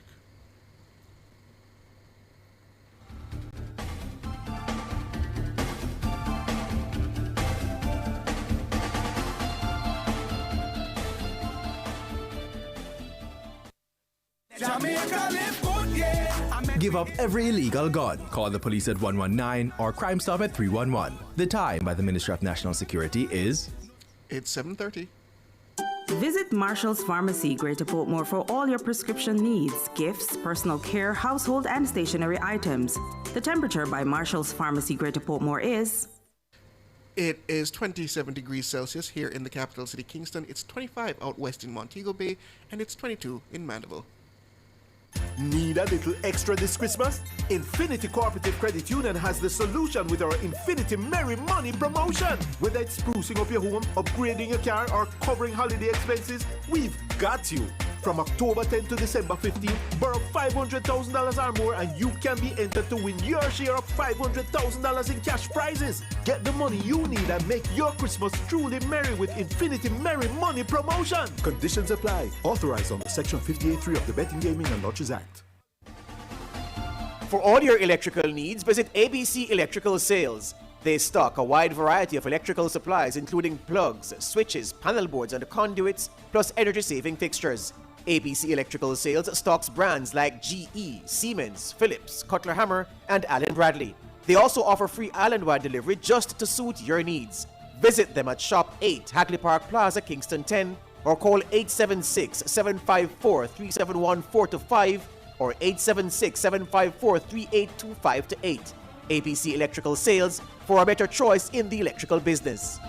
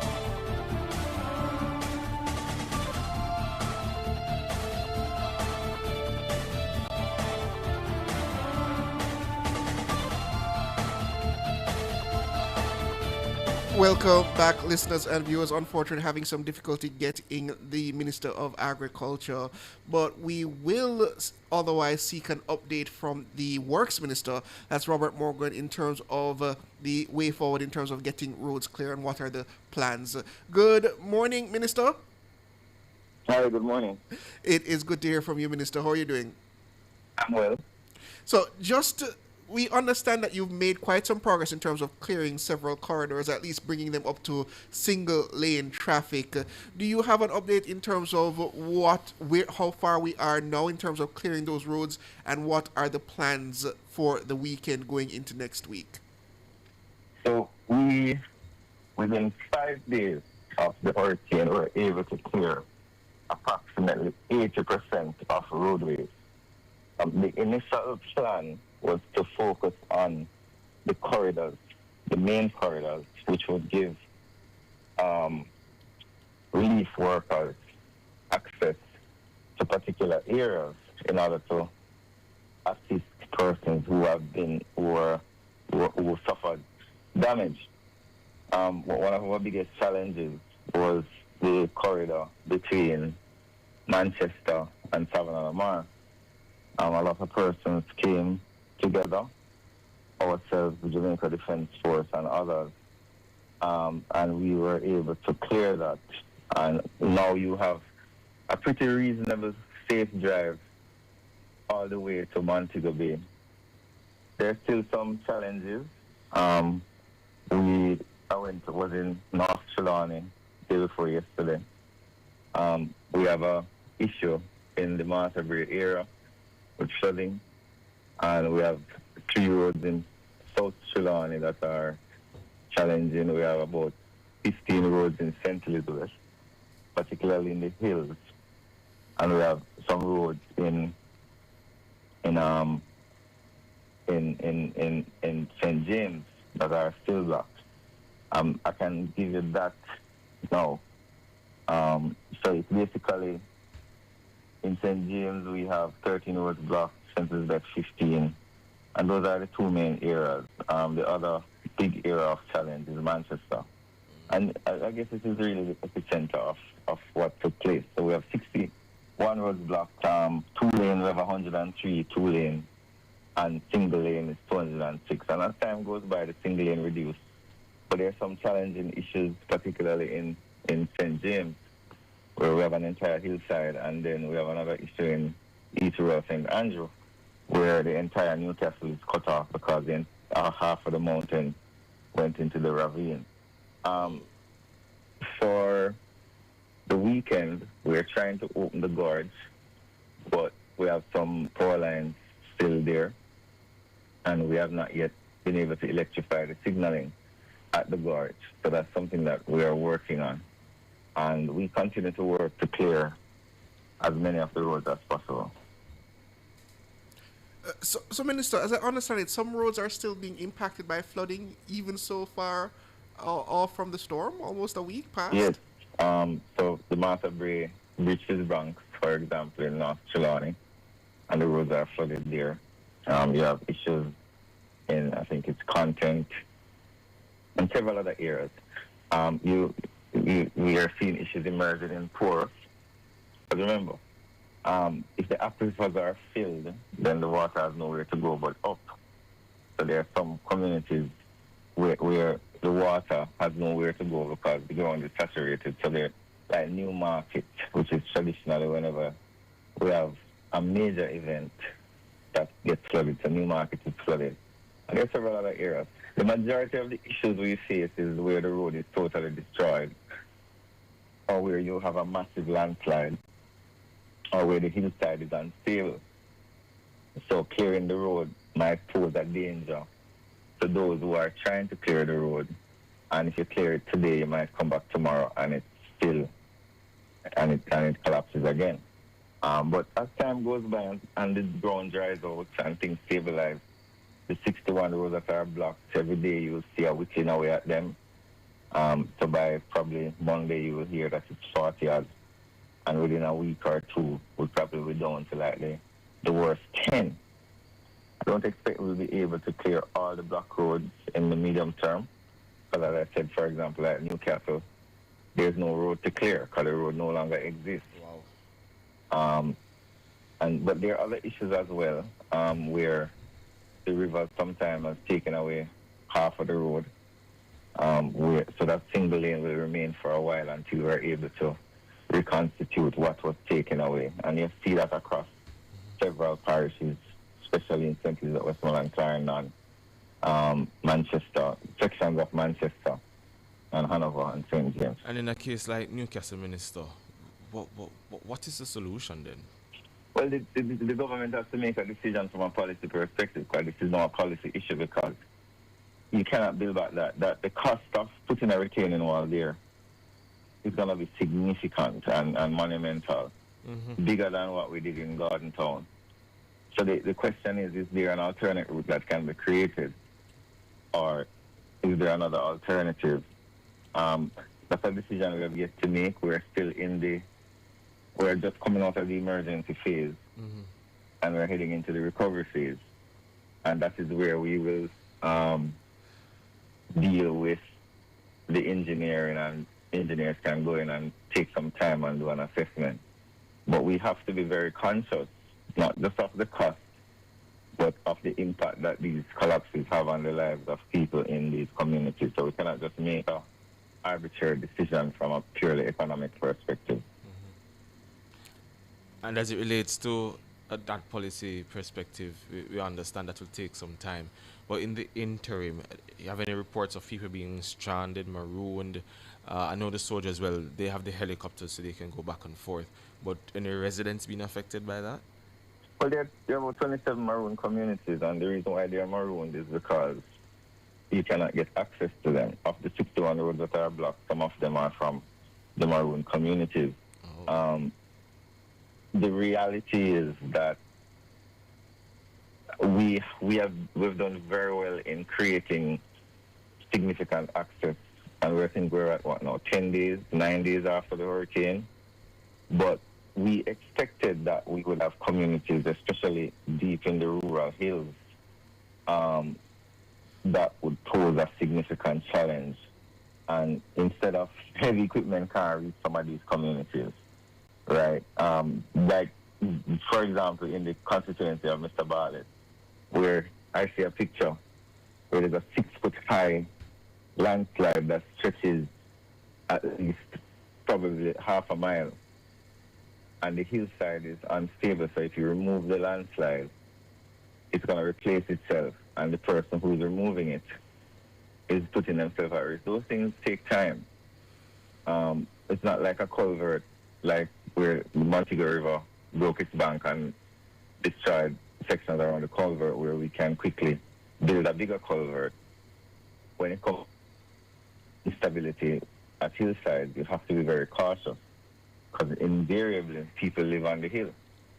So if you do something that causes the hill to collapse even more, you might put the lives of persons at risk. But we continue to work with our contractors. Our engineering department is out there looking at the challenges that we're facing and seeing how we can reduce the number of block roads to a minimum. But Minister, how does this then impact the relief and recovery efforts at this time if you're unable to get the equipment there? It seems you're unable to get the aid there as well. But remember, our relief effort is a multimodal effort. There's relief that goes on land, and there's relief that goes by sea, and there's relief that goes by air. What I can tell you from what I've observed of the work of the relief effort is that we're able, with the help of the JDF and our partners, to reach these maroon communities with relief supplies. And as I said to you, it's not a case where we're not trying. It's a case where it is extremely difficult to do it, and we have to be very cautious in how we're doing it. The fact that 80% of the roads are cleared is of no comfort to those whose roads are not cleared, and we have to be understanding about their suffering and not celebrate too much, because as long as one Jamaican is marooned or locked away from the rest of the country, it is a big problem for us. So Minister, in the coming days, which priority areas are you now tackling in terms of getting those passages cleared? Well, we're targeting Southern Trelawney.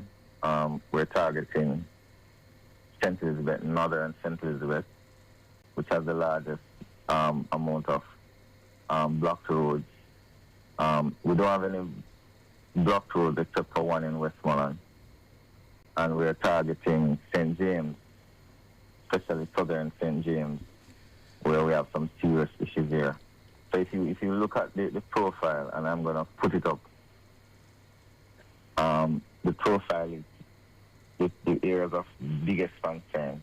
Northern Manchester, Northern St. Elizabeth, Southern St. James, and Shillong. So it is not surprising because the trajectory of the eye went almost diagonal from the border of St. Elizabeth and St. James and Westmoreland diagonally all the way to St. James.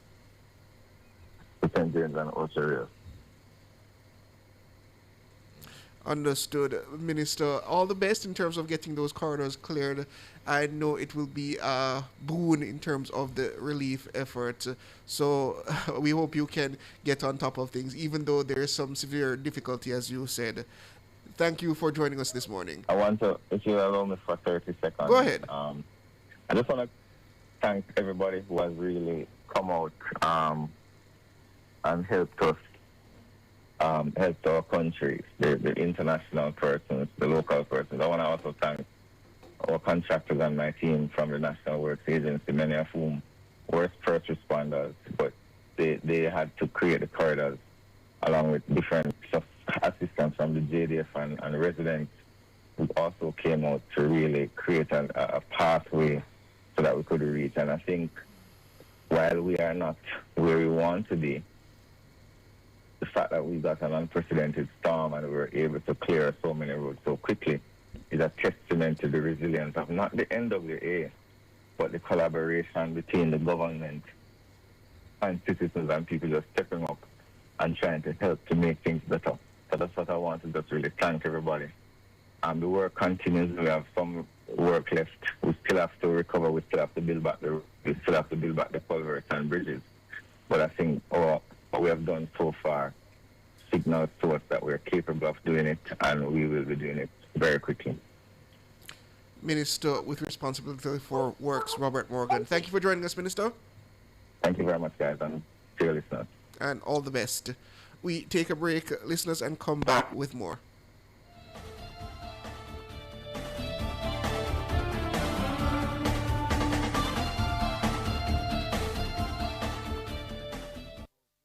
You're listening to Nationwide 90 FM. The time is 14 minutes to 8 o'clock. Hawkeye expresses heartfelt sympathy to all Jamaicans impacted by Hurricane Melissa. As we recover together, we remain committed to securing what matters most. The time by Hawkeye is 27 degrees in Kingston, 25 out west in Montego Bay, and 22 in Mandeville. Outperform, outlast. With top performance. Jackhammer. Reliable, full stop, not comma. We have the expertise for drilling and demolition. We have the power tools for plumbers and electrician. Fancy select tools, 3 parts and 3 repairs. 3 parts, 3 repairs. With 2 to 3 years. Hilton, available at Delta Supply, 106 Hagley Park Road. Call us at 876-302-61114. Delta Supply. We service what we sell.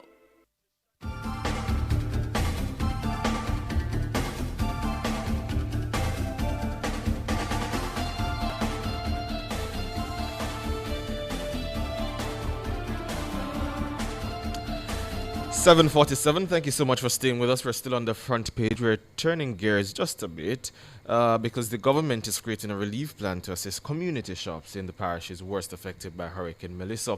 Prime Minister Holness says it's important to bring local commerce back online in the affected communities. And we have with us the Minister of Industry, Investment and Commerce, Senator Albin Hill, who is tasked with that responsibility of carrying out the initiative. To hear more about it, we're going to talk to Senator Hill to get the details. Good morning, Senator.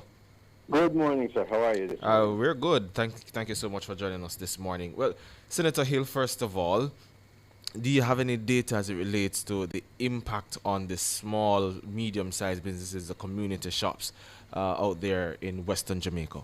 Well, it depends on where you go. For instance, we have the data at Jamaica Business Development Corporation. I think for the 7 parishes that have been affected, we have 8,000 active businesses with JBDC. Because JBDC is one of the 21 agencies in the ministry that deals with those size businesses. And of course, Exim Bank is another one. We have data there. But when you go to, as I have, when you go to St. Elizabeth, starting from, say, Treasure Beach to Black River, every business along that line, which is where part of where I apparently came in, it's denuded. You just have to rebuild. So what we're looking at is finding those business owners. Luckily, we have, as I said, data on telephones and so on. See which ones are able to get back, which ones are vital for particular communities, because what the Prime Minister's mandate is that, look, you have to get businesses back up so that, A, the community begins to have a center, and then where people can go and buy their stuff. In order to do that, some will need generators. We're looking to loan generators to some of these businesses. Some will obviously need some assistance to buy back goods, merchandise. It's all gone. Some might have some working capital. Some will not have working capital. But the community has to be back up. So we're going to work with the Exim Bank and DBJ, JBDC, to see how we get funds back up to them to get onto their business. We're going to probably have to give them moratorium on interest for a while, and certainly a longer repayment period with substantial moratorium on any capital we give them to get their business back up. But also the other side is, yes, you get the businesses up, people need cash. They are concerned. The distributive trade, which I met with on Friday, over 100 of them, all the big ones, Seprod, Lasco Grace, all of them, and manufacturers in between, said, look, we're concerned that people out there won't have cash in order to buy goods because ATMs are down, there's electricity that is needed, and of course telephony, which I know Digital and Flow have been working on. So on the electricity part, we're going to have to find generators to help, and we're going to have to find ways to get cash into the hands of people to make commerce come back and start again. And what are the plans specifically in terms of bringing cash to those areas where, as you said, there's no electricity to utilize the ATM systems? Clearly now, on Friday, after I met with 100 plus people from the distributive and manufacturing trade, some of the firms I just named, I had a talk with my colleague, Minister Fable Williams, about the cash issue. Mm-hmm. She had by then talked to the governor of the central bank, and she was about to talk to the chair, which I think is Mrs. Audrey Tugwell, of the Jamaica Bankers Association, to talk about the absence of cash from ATMs and so on. Clearly, the banks are coming back up. We don't have to, they will have their generators, but some ATMs are not with generators. They're standalone and not with generators. So the Ministry of Finance is working with the Bankers Association to get that up. We will be looking at possibly other means, maybe vouchers, to make sure cash, money will get back into the hands of people who need them in businesses. And just like we did in the pandemic, and thank God for that experience, and Barry last year, we'll find ways to use vouchers to get money into people's hands, because ordinary people have to then be able to spend in the shops that we're trying to get back up and running. Mm-hmm. So how exactly do you plan to implement this initiative in these communities? What I did is the side? Yes. Side, what I did was on yesterday, day before yesterday, I called all my agency heads. We have 21 of them, and plus additional people who are senior in the ministry, and said, no, we are going to be the implementation of the rehabilitation of business. So I called them in. We had a good discussion between all of us. I asked all of them to give people from their ministries to work on this, because who better to do this than us? We have NCRA who are in people's business, FSPID, you have the Companies Office of Jamaica, JBDC. We know where the businesses are and how they run. So I've now converted the ministry into one operating machine that will be getting the data, getting the generators, coordinating with ODPEM, coordinating with the security forces so that we have security in and we can get the transportation to get the stuff out there where we need to and where money is needed to make the arrangements. So I've converted the entire ministry and we're out there in the street right now doing this. I have to report to Cabinet on the plan on Monday, which is being refined right now. And after reporting to Cabinet, then I have my clear marching orders with an approval from Cabinet as it is or as it may be adjusted. Okay, so in other words, you're putting the plan together, and then as soon as Cabinet approves that, then you'll be able to come back and tell us, okay, this is the plan, this is I what will we're be going to do. ready to tell you right afterwards. All right. And to make sure you get the word out there for us to how we're going to do it. Absolutely. Because it's not easy. So thank you so much. Right. Minister, you said it's not easy. I was going there.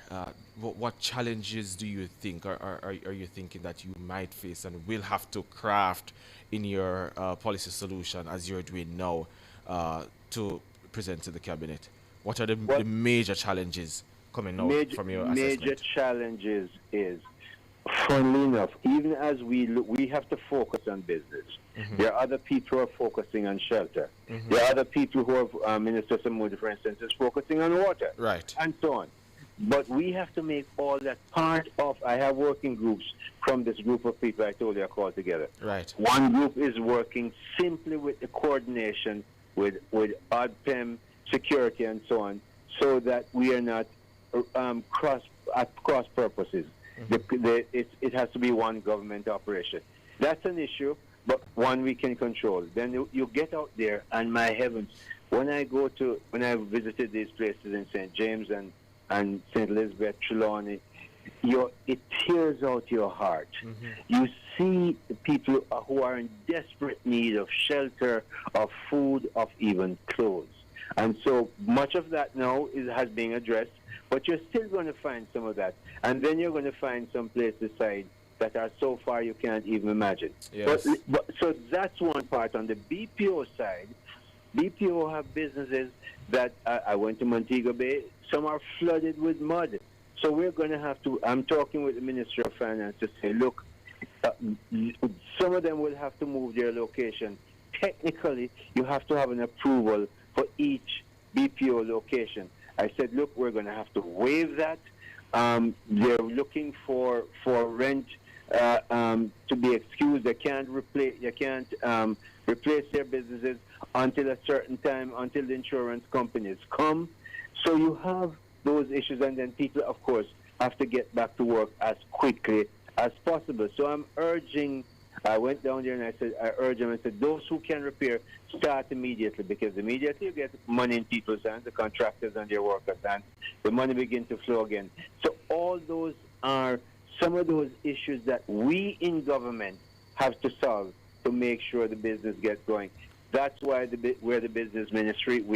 I coordinate with my colleagues, yes, whether it's Minister Pernell Charles, Minister Williams, or whoever else I must talk to. Minister, as it relates though to Jamaica, a lot of the hoteliers, for example, have said we're not taking any bookings until probably next year. How are we managing as it relates to keeping brand Jamaica investment ready? We've had two cabinet meetings this week already, Monday and yesterday, both very long into the evening. And part of what, without giving away cabinet discussion, mm-hmm, which I'm not allowed to do, I know Minister Bartlett is leading that drive. Cabinet is looking at the budget for which he's asked. And in addition, all of us who are in this business have to help build back brand Jamaica. So I asked John Pro, one of my agencies, and just says another of my agencies, I said, look, you guys come together. We're going to have to make sure people understand that the BPO business in Jamaica is important and is still working. So we're going to advertise. But a part of that objective side is to say, look, as we do that, we're going to build back, not so much build back, but burnish the Jamaican brand that may have, some people's mind may have been a little bit tarnished by the hurricane.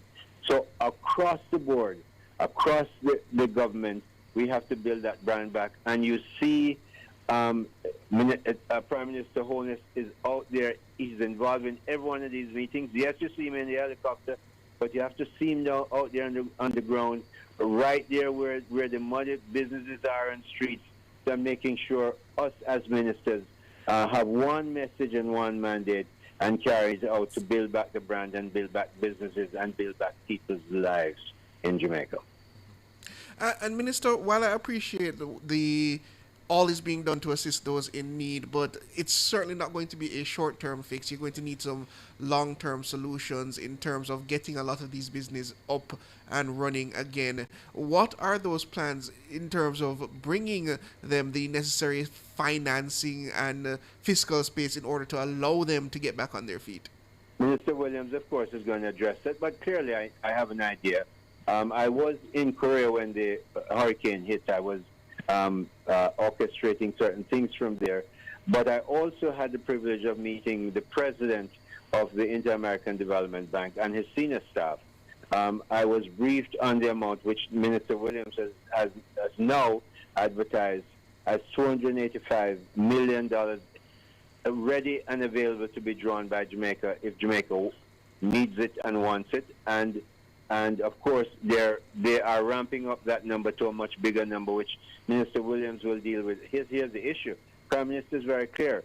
We're going to use the money we have, so that's not borrowed money. We're going to use the money coming from the insurance company, so that's not our money. We're going to use the money that we get as grants, and then we go into borrowing. Because remember, we are the government that have largely moved that debt to GDP down.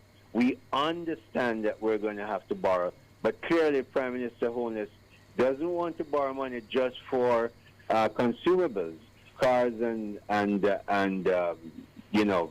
entertainment issues.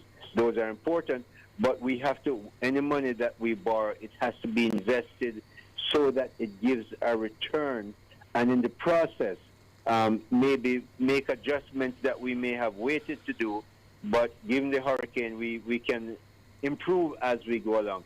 So the spending will be choreographed in such a way that we borrow as little as necessary, but at the same time get the money we need, because we're going to need substantial sums of money. You have electricity you have to look at. You have water you have to replace. Housing, roofs, we know half of those roofs are gone. So it's going to be a big spend, and the Prime Minister and Mr. Williams and us will get to those details. But that's a process that I know the Prime Minister has in mind, how to secure and spend money, which we're going to have to spend a lot of. Senator Aubin Hill, thank you so much for joining us and for giving us an update. And surely we'd want to talk to you again once the plans are in place. We'll come back to that. Once I get my plan improved in Cabinet, I'll be back with you as we roll it out in the marketplace. Yes. Very interested. Thank you, gentlemen. Very interested to find out, how that plan will be implemented to get back the community shops and so on their feet. Well, we take a break. Up next, Across Jamaica. Front Page was brought to you today by ABC Electrical Sales, for a better choice in the electrical business. When you want the food shell and make the rice swell, just give me me Kendall. When it's all Kendel, give me Kendall. Another quality product from the CariMed Group. Just give me Kendall. The time by Kendall Foods, the taste of quality is... It's 8:02. Success, powered by learning. The temperature, brought to you by Sandals Corporate University. Come grow with us is... It's 27 degrees Celsius here in the capital city, Kingston, 25 out west in Montego Bay, and 22 in Mandeville. From the mountainside to seaside, countryside to townside, inside and outside, it's Across Jamaica this morning.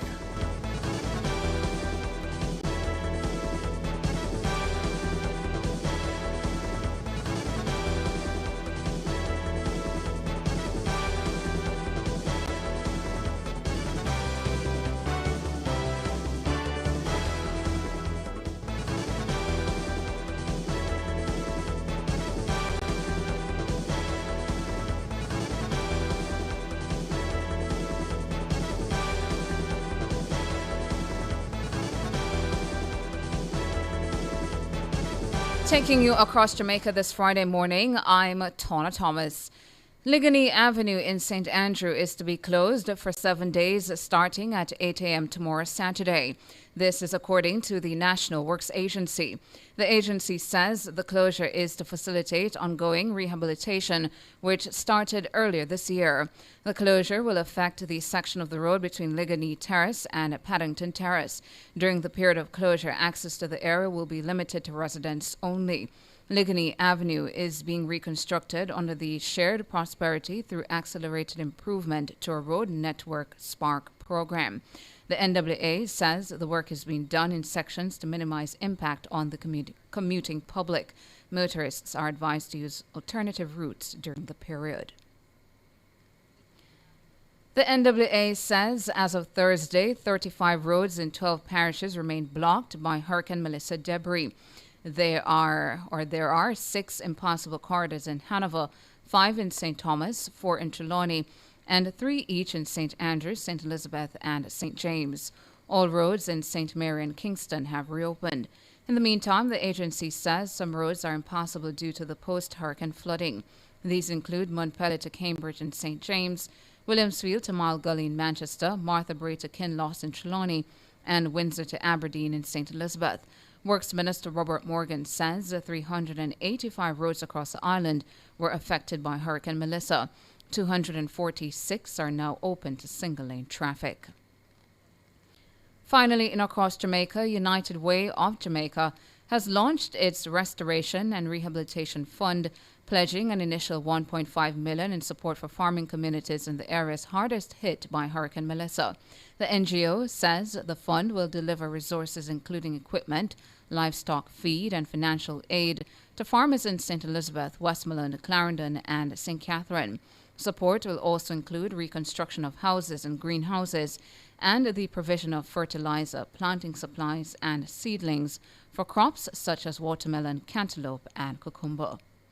And that's it for Across Jamaica for this Friday morning.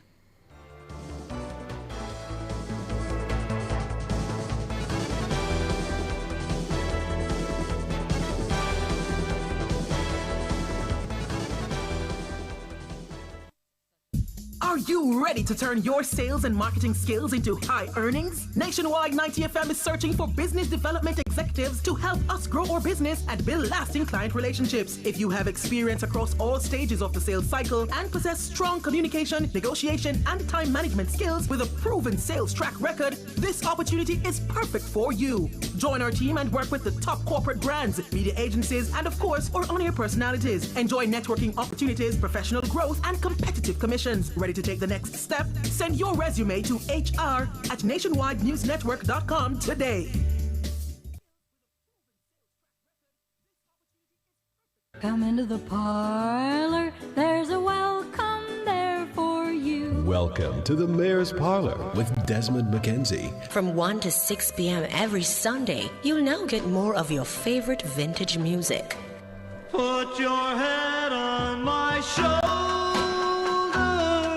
Nationwide 90 FM will transform your Sunday into a musical time machine that will take you way back. Come with me. Let's go back in time. This magic moment.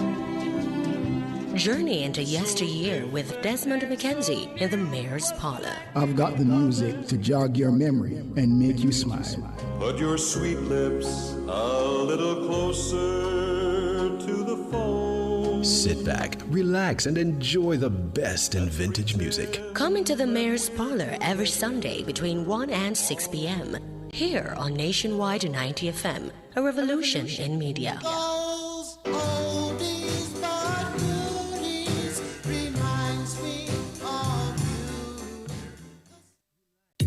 Informative, educational, insightful. Let's talk justice. Tackling topics like constitutional rights and reform, domestic violence, and rights issues that affect you. Let's talk justice every Monday from 1 to 2 p.m. on Nationwide 90 FM. Call in, share your thoughts, be empowered, know your rights, and let's talk justice, ensuring access to justice for all, courtesy of Jamaicans for Justice.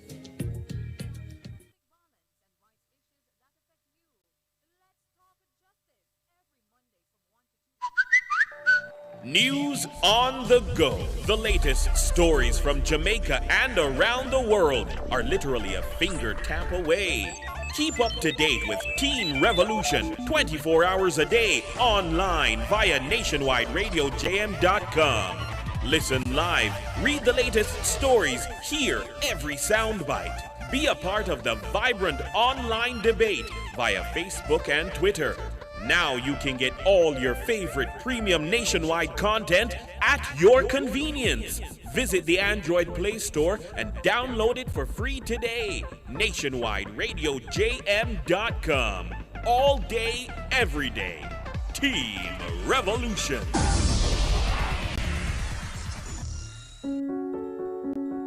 They've lost homes. Everything is gone. Have no house, have nothing. They've lost power.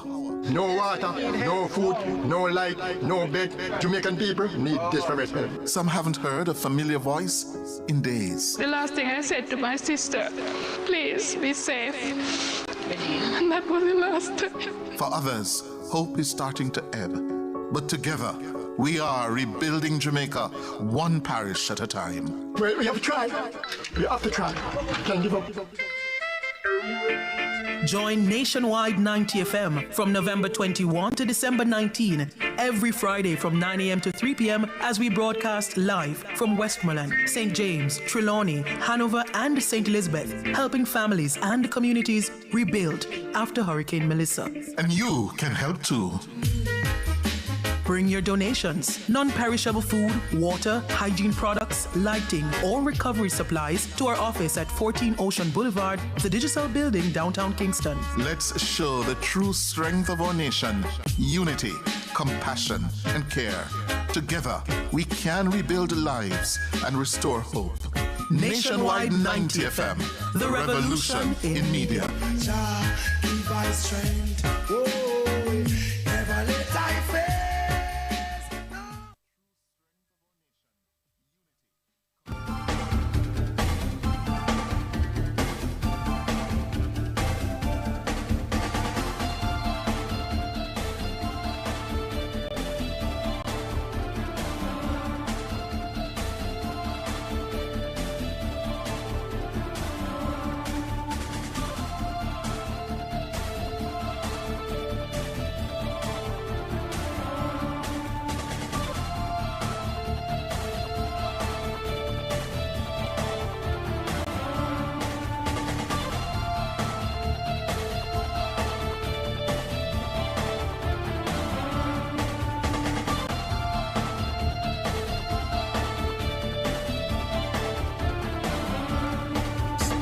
It's 11 minutes to 8 o'clock. Thank you so much for staying with us. Well, there are individuals currently on petitions for the United States, some with green cards immediately available, while others have to wait several years before theirs become available. It's important to note that the availability of a green card doesn't necessarily shorten the overall process. However, in exceptional cases, such as the ongoing situation in some western parishes in Jamaica, where petitioners' family members are waiting, there may be an opportunity to request that the process be expedited. Joining me now is the Consular Queen, Nardia Barrett Lewis. Good morning, Nardia. I'm not hearing you, Nardia. Did you unmute your mic? Unmute your mic for me, Nardia. Oh, good morning, good morning, and thank you so much for having me again. Yes, always a pleasure. Thank you so much for joining us. Well, first of all, the petitions. How does Hurricane Melissa and the damage out in the west lead to the expedition of petitions?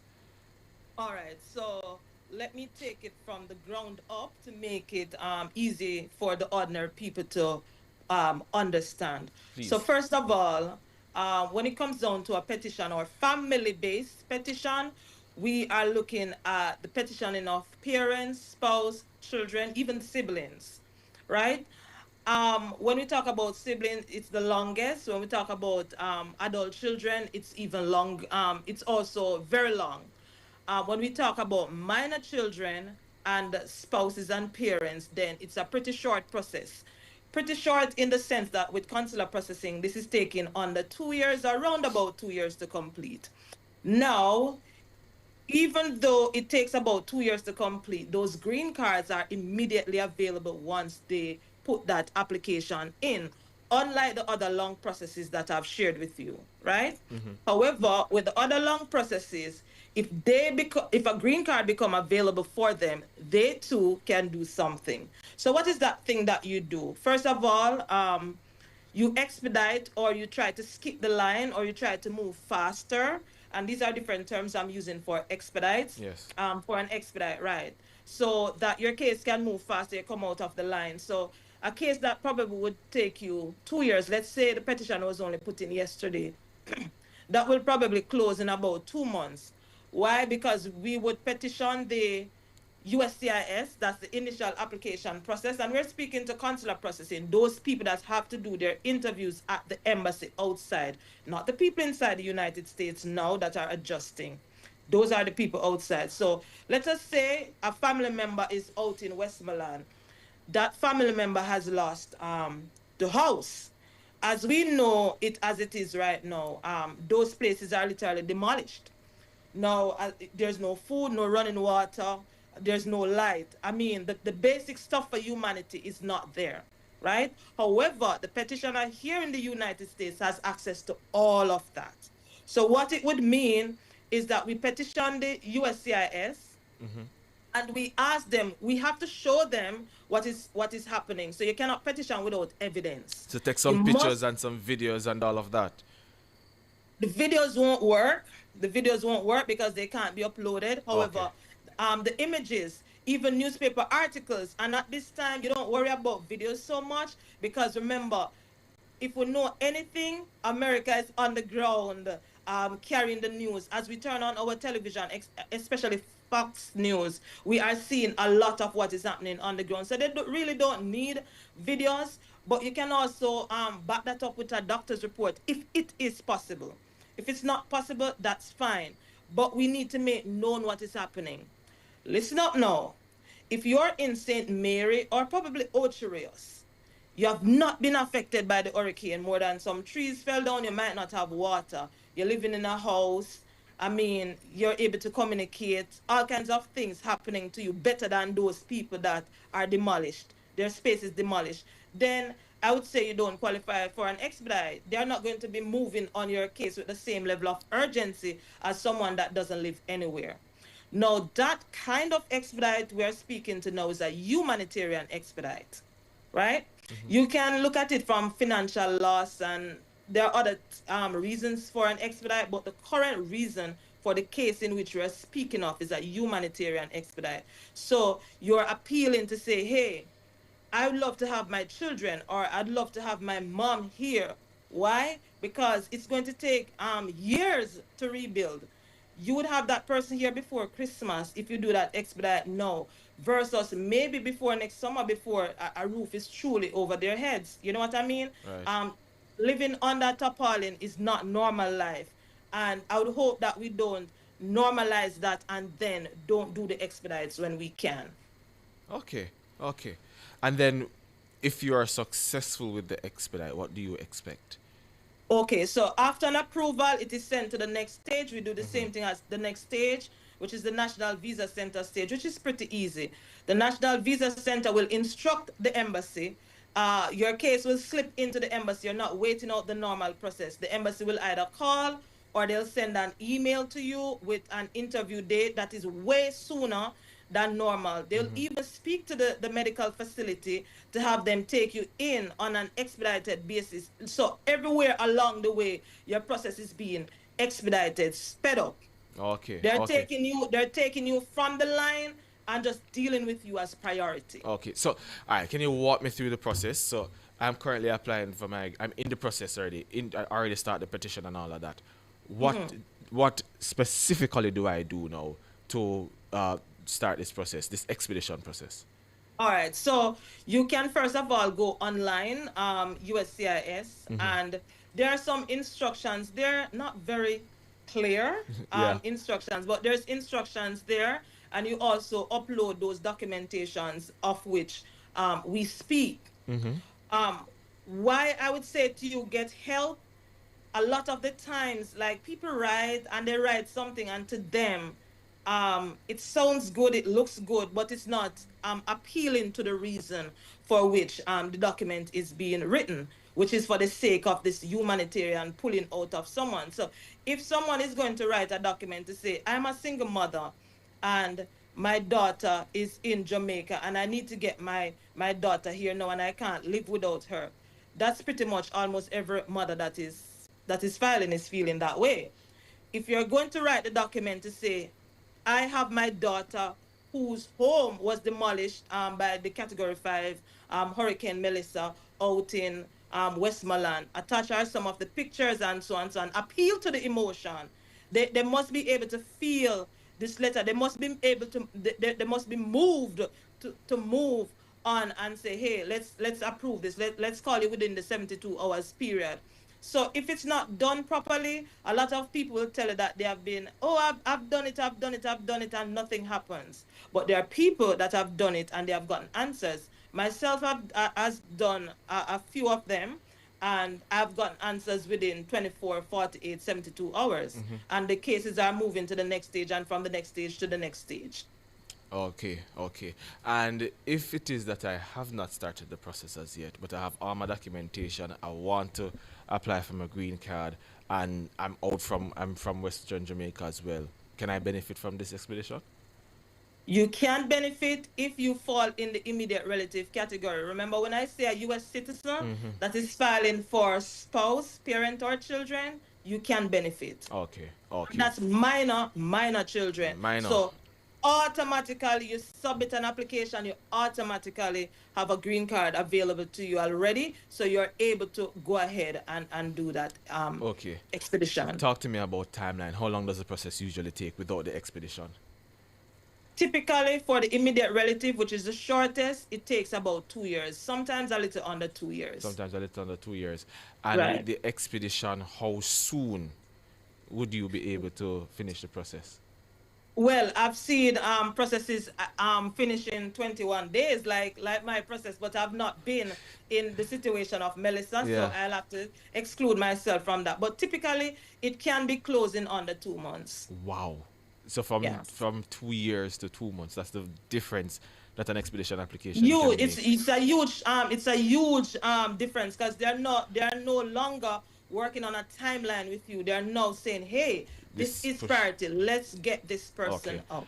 Do you have to pay any additional fees in order to access the expedition process? There's no cost. There's no cost to doing the expedite with USCIS submitting online. But if you're going to seek professional services, quite naturally, you're going to be charged. Very well. And as it relates to seeking this service, does it need to be a lawyer? Could it be a consular queen?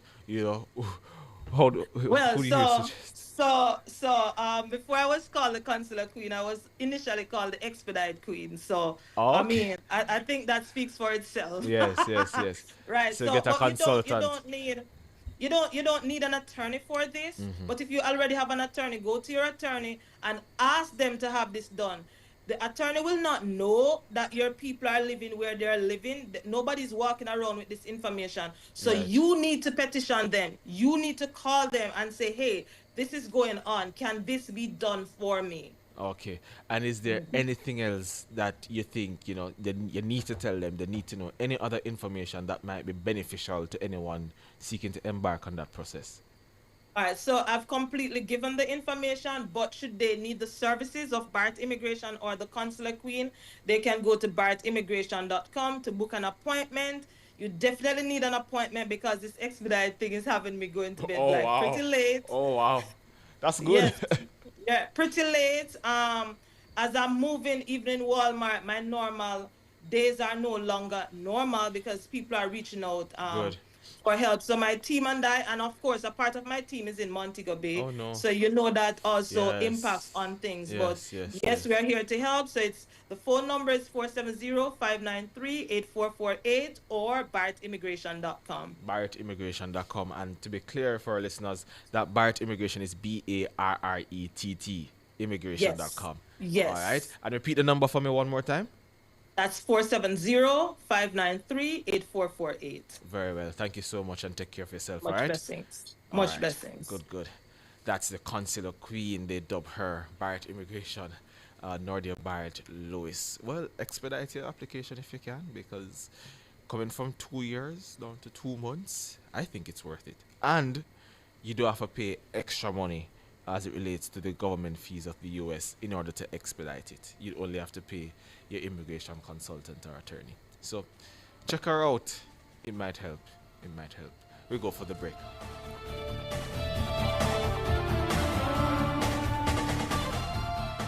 Are you living with HIV? It's time to access treatment, get back to business, and begin your path to a brighter, healthier future. The time brought to you by Jamaica AIDS Support for Life is... It's 8:24. Fontana Pharmacy has a wide variety of items from pharmaceuticals, household, cosmetics, toys, and more. The temperature by Fontana Pharmacy. It's all good inside is... It's 28 degrees in capital city Kingston, 27 out west in Montego Bay, and 24 in Mandeville. They've lost homes. Everything is gone. Have no house, have nothing.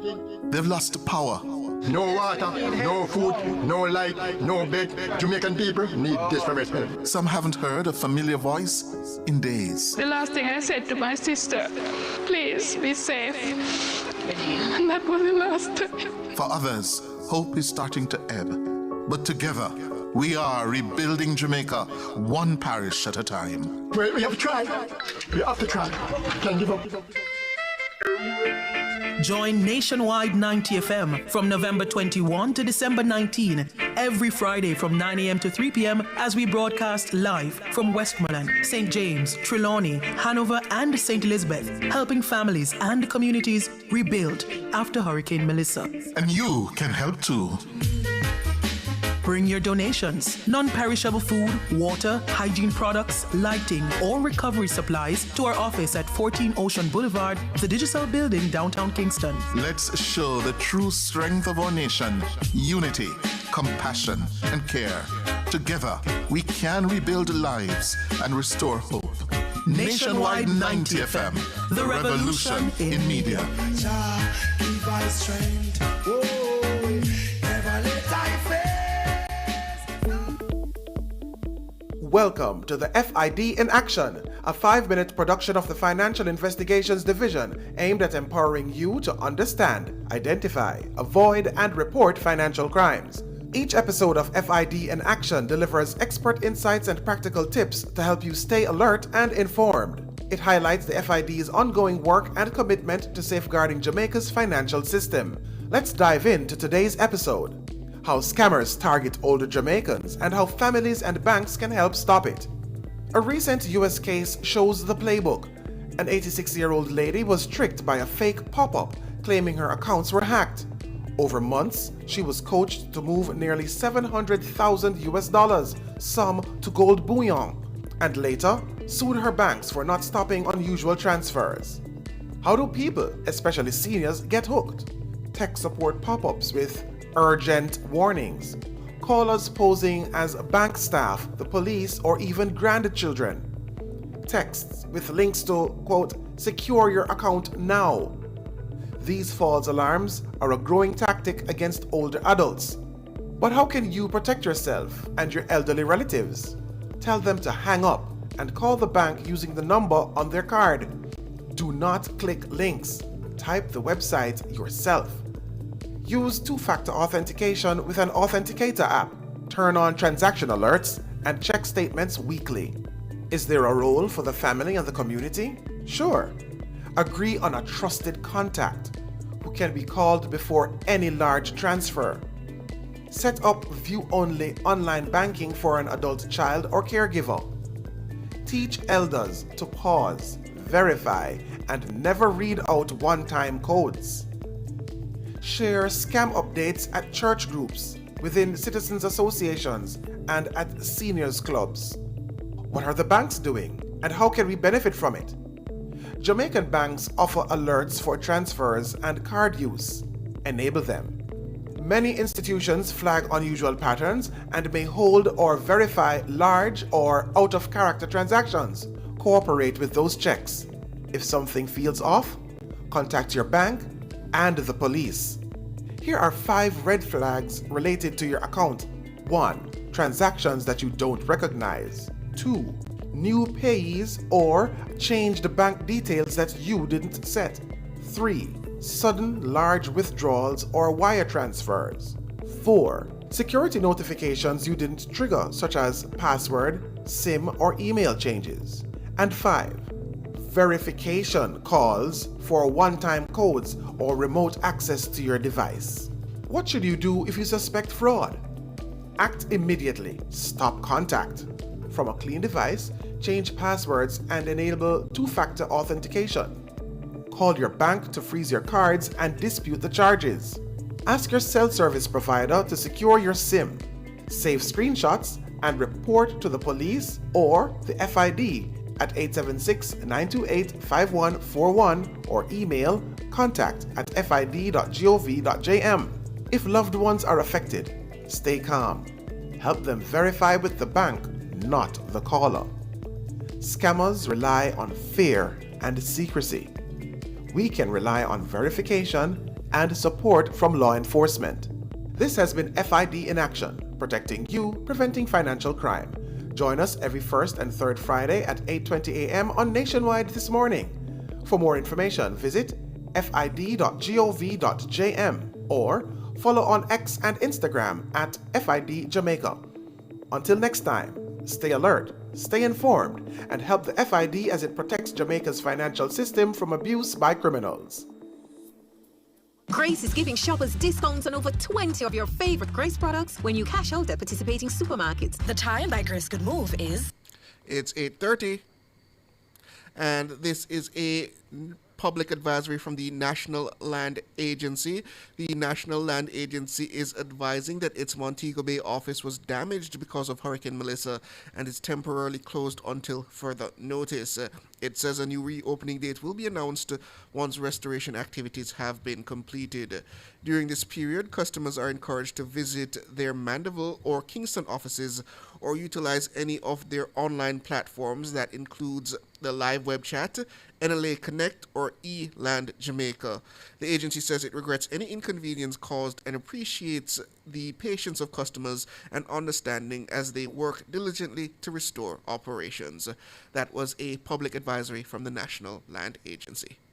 This is a public service announcement from JPS. The service support hub for the JPS Customer Care Center, located in Western Jamaica, is now back to normal operations. This means that in addition to other support channels, including the MyJPS app, self-service, and web chat, customers are now able to call through to the Customer Care Center as before. JPS thanks you for your patience and understanding. That was a public service announcement from JPS. Burger King, holla me, holla yo, holla way, follow me and holla for the new cheesy jalapeno whopper from BK. Hotta upper we say, new cheesy jalapeno whopper make we talk in a dip say. Well a pot, me I forget the new BK cheesy jalapeno whopper. Whole heap of spicy jalapenos and creamy cheese sauce. Get the combo with fries and drinks for $1,350. Holla me, holla yo, holla way, follow me and holla for the new cheesy jalapeno whopper from BK. It's the new BK cheesy jalapeno whopper from Burger King. Spring into style with Unique Living. Upgrade your home with our extensive range of products. Get sleek shower panels, stylish vanities, LED and non-LED mirrors, plus kitchen sinks, closet solutions, ceiling fans, and more. Available in various finishes and sizes. Visit shop number 6, 30 Dunrobin Avenue, Kingston 10. Call 876-755-3661 or visit our website at www.uniquelivingja.com. Don't wait to spring into style with Unique Living.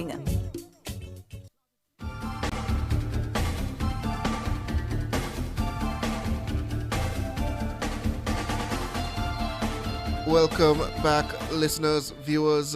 We promised you earlier an interview with the Agriculture Minister, that's Floyd Green, regarding the approximately $20 billion worth of damage in the agriculture and fisheries industries. Well, we have the Minister with us now.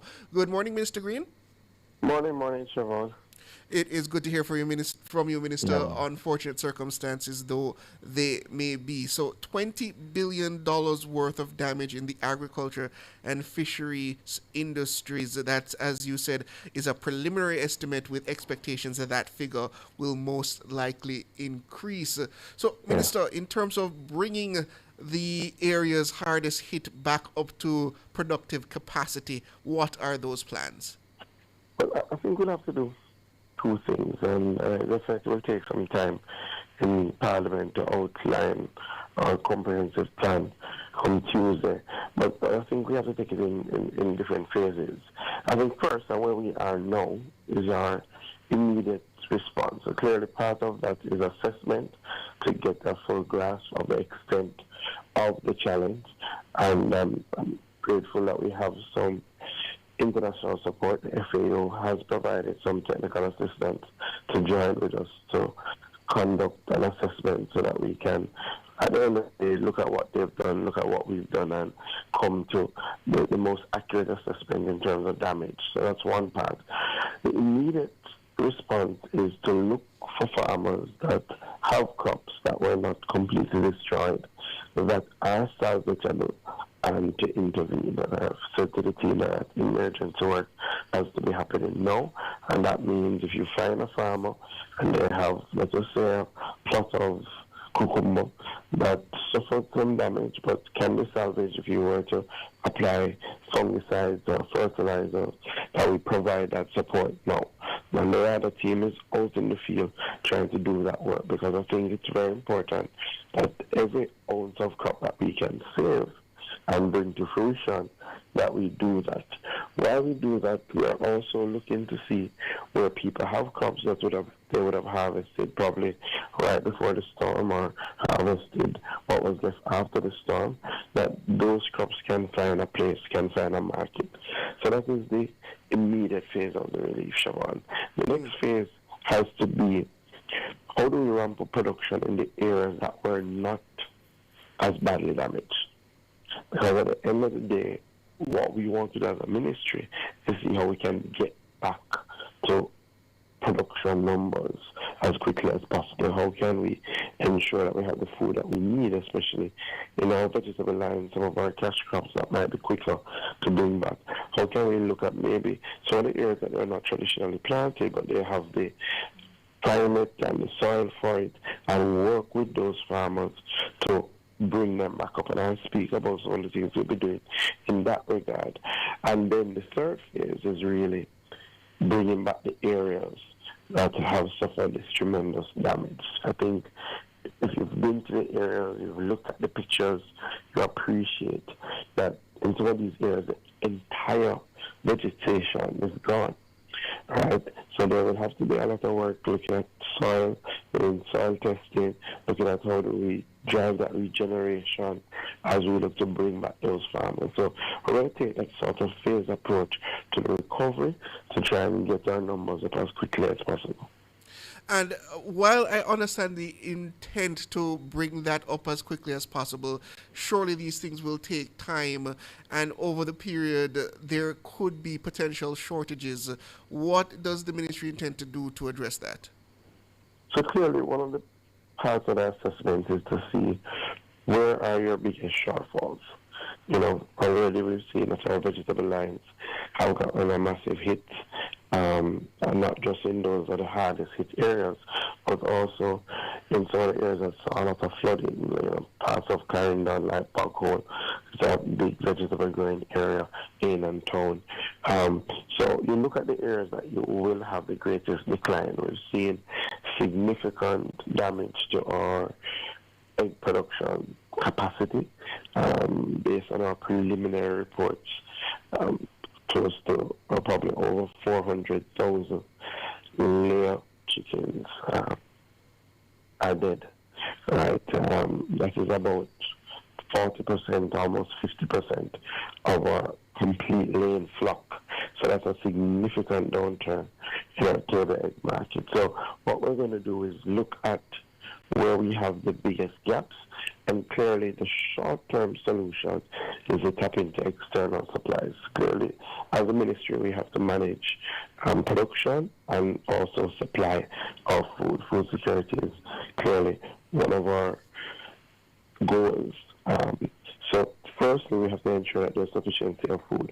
So we will be tapping into external supplies for those things that we see that there's going to be a tremendous downturn, while continuing the drive to bring back up production to the levels that we can supply ourselves.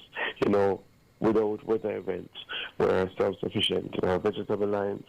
Without extreme weather events, we're self-sufficient in things like eggs. But until we get back there, we will have to tap into some external supplies. And by external, you mean we're most likely going to have to rely on imports?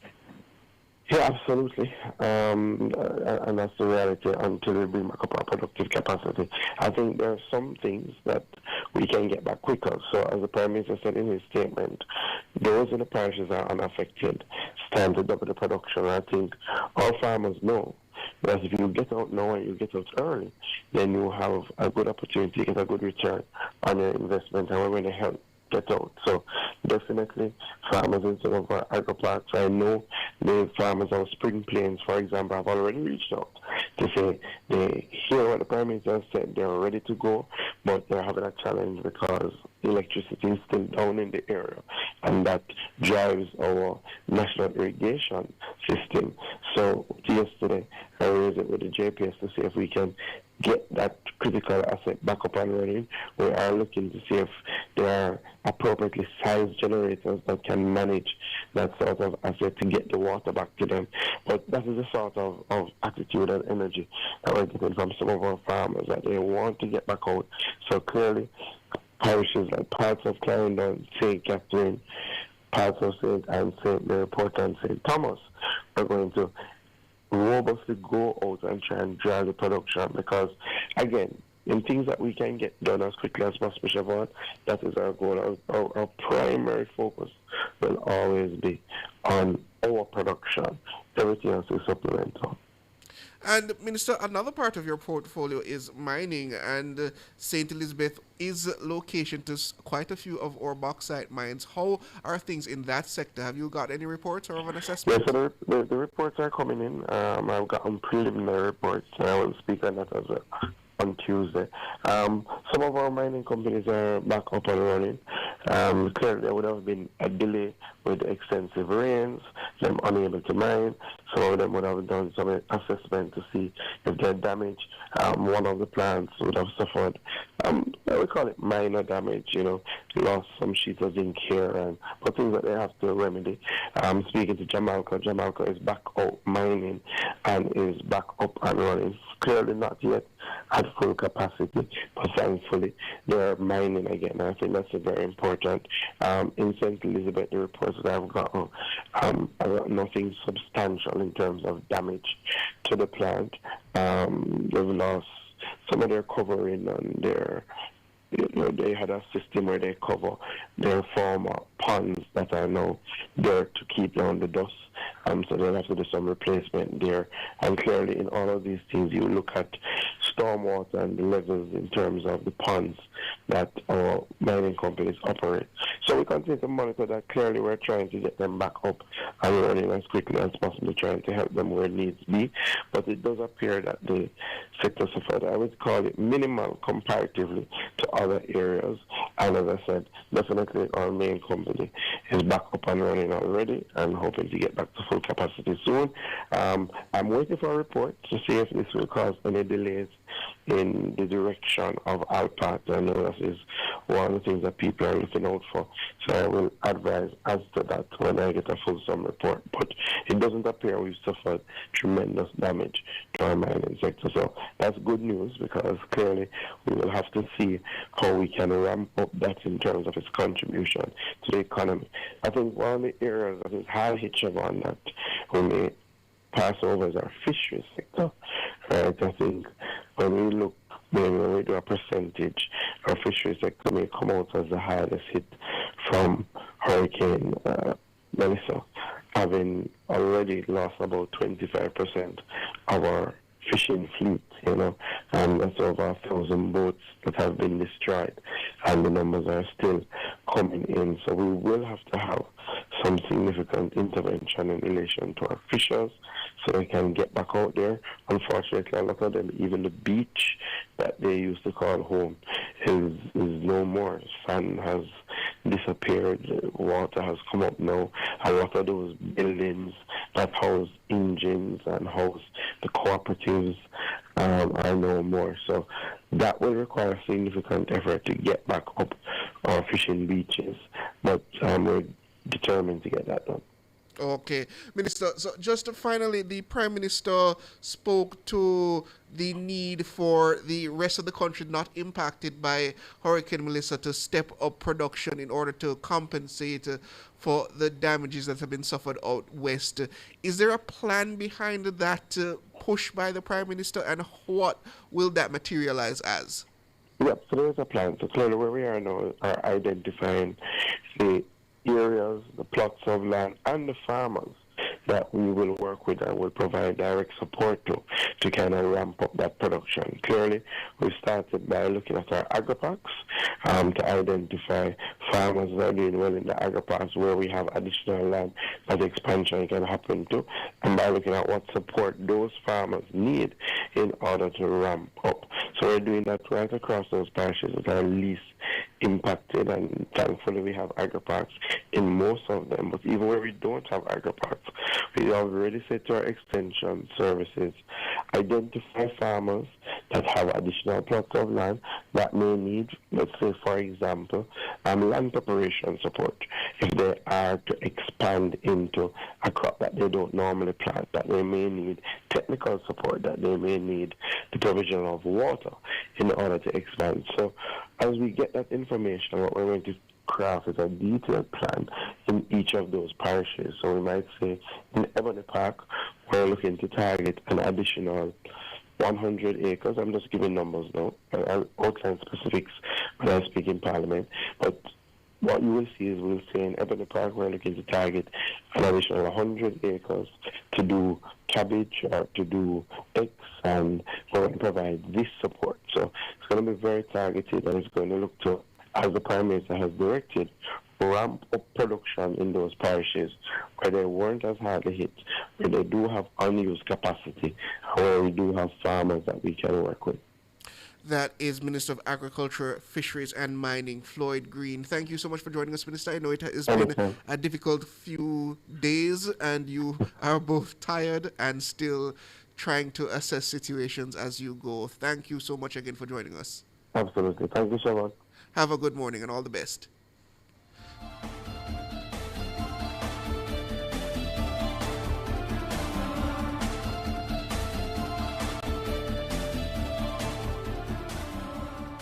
You're listening to Nationwide 90 FM. The time is... It's 8:46. The Birthday Club is brought to you by Burger King. Holla me, holla yo, holla way, follow me and holla for the new cheesy jalapeno whopper from BK. Hata afa we say new cheesy jalapeno whopper make we talk in a gypsy. Well a pot, me I forget the new BK cheesy jalapeno whopper. Whole heap of spicy jalapenos and creamy cheese sauce. Get the combo with fries and drinks for $1,350. Holla me, holla yo, holla way, follow me and holla for the new cheesy jalapeno whopper from BK. It's the new BK cheesy jalapeno whopper from Burger King.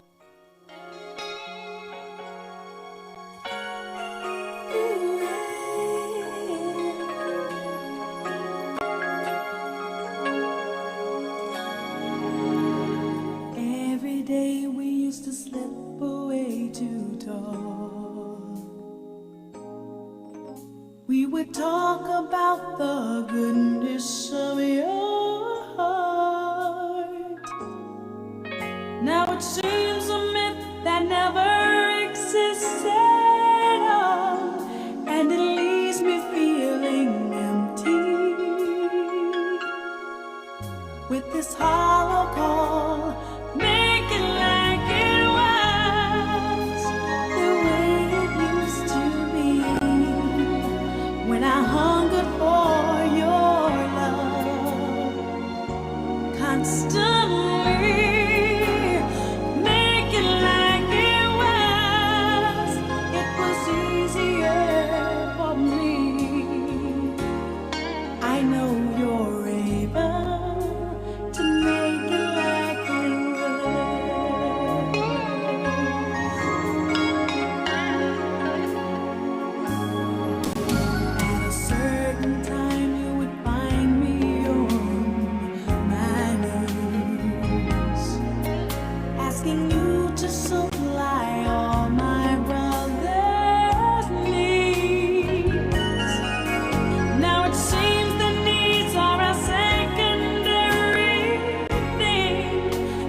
truly makes me wonder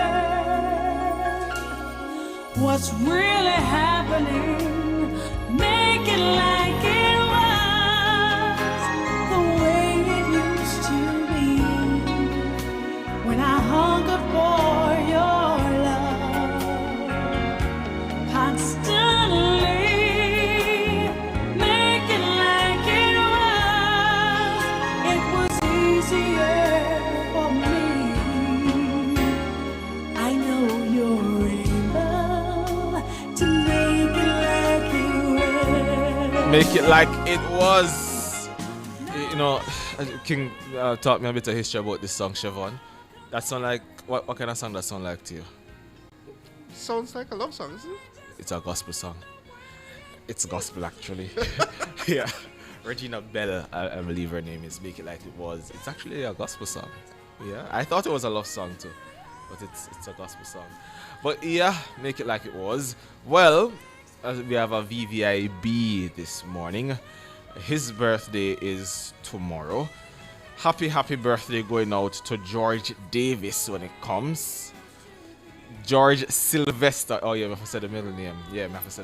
George Sylvester Davis. You can know the era I'm born in there, you know. Can make a name of Sylvester Davis. Yeah. Happy birthday, sir. Greetings coming from your daughter Kitara and your family and all the nationwide family. They're saying happy birthday to you. Them said I'm not gonna get in trouble today because your birthday is tomorrow, but they can't promise you that next week. Yeah. So happy birthday to you, George Davis. Hope that as the years go on, your head remains a shine and gets a shiner, and that you might, grow an inch or two in height. But until then, one George Davis, yeah? Big up yourself, Sylvester. Happy birthday happy belated birthday to Auntie Elsada and firstborn son Akeem. That is coming.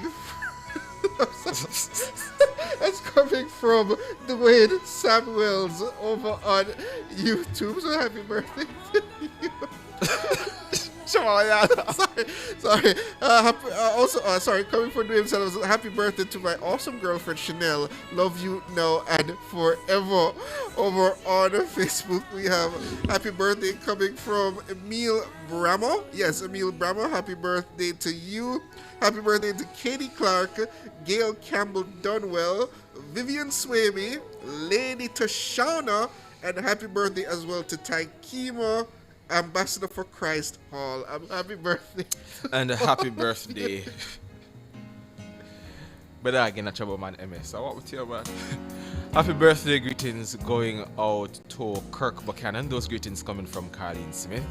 And happy birthday belatedly to Auntie Elsada and their firstborn son Akeem. Happy birthday to you all. Those greetings coming from Jamrock Love.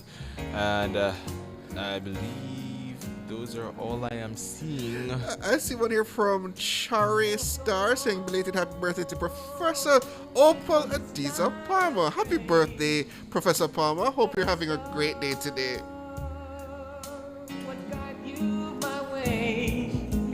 And happy birthday greetings going out to Jennifer Ricketts. Those greetings coming from her big son.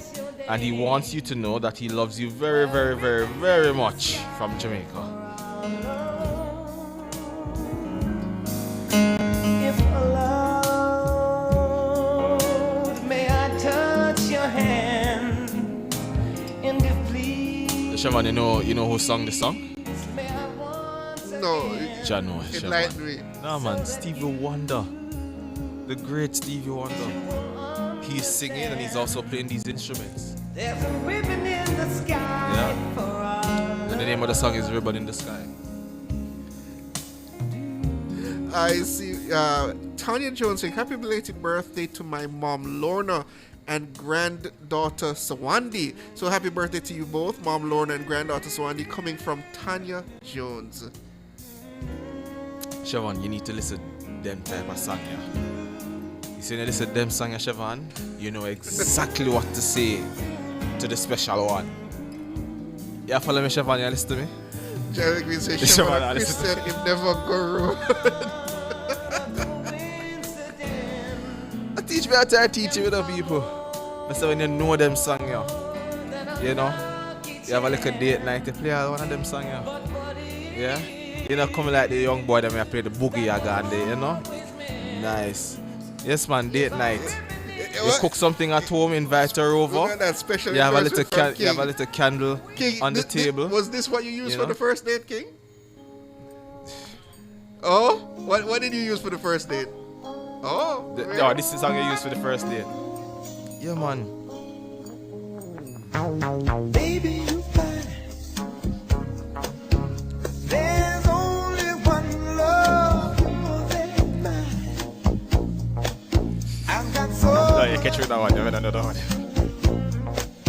And needing you so. My love for you, I'll never let go. I see here from Ronald Ranger, happy birthday to Kirk Buchanan, enough blessings.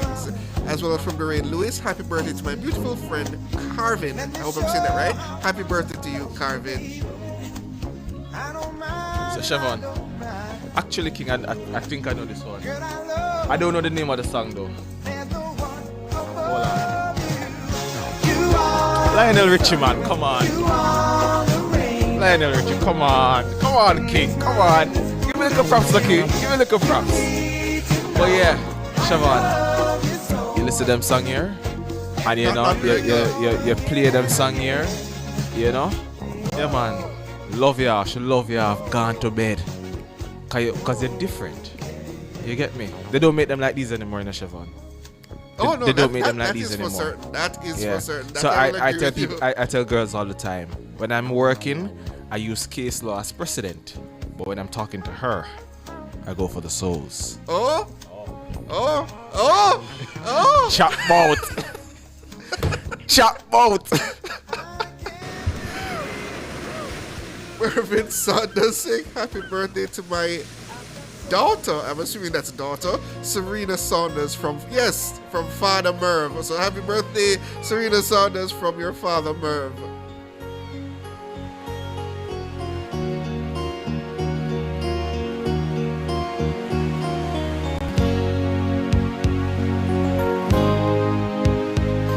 Let's take a walk together near the ocean shore. Hand in hand, you and I. Let's cherish every moment we have been given. But time is passing by. I often pray before I lay down by your side. If you receive Cherish the love. Come on, King. Come on. Come on, King. could I make it through the night? Cherish the love we have. We should cherish the life we live. Oh, cherish the love. Cherish the love. Cherish the love. The world is always changing. Nothing stays the same. But love will stand the test of time. The next life that we live in remains to be seen. Are those your eyes? Is that your smile? So you just a meet her now, Siobhan. I've been You just said them words looking at at her. you You not even need to send on it. You just said that word. You just said them words to her. never saw you before. You just reel off them lyrics to her. Siobhan, you see when you reel off them lyrics, yeah? You're not for the nothing more after that. You're not for the nothing more after that, Siobhan. Me I give you a free game. Free game this morning. You see me? I see you come back with some things from the UK side. Oh no. This was before my London era.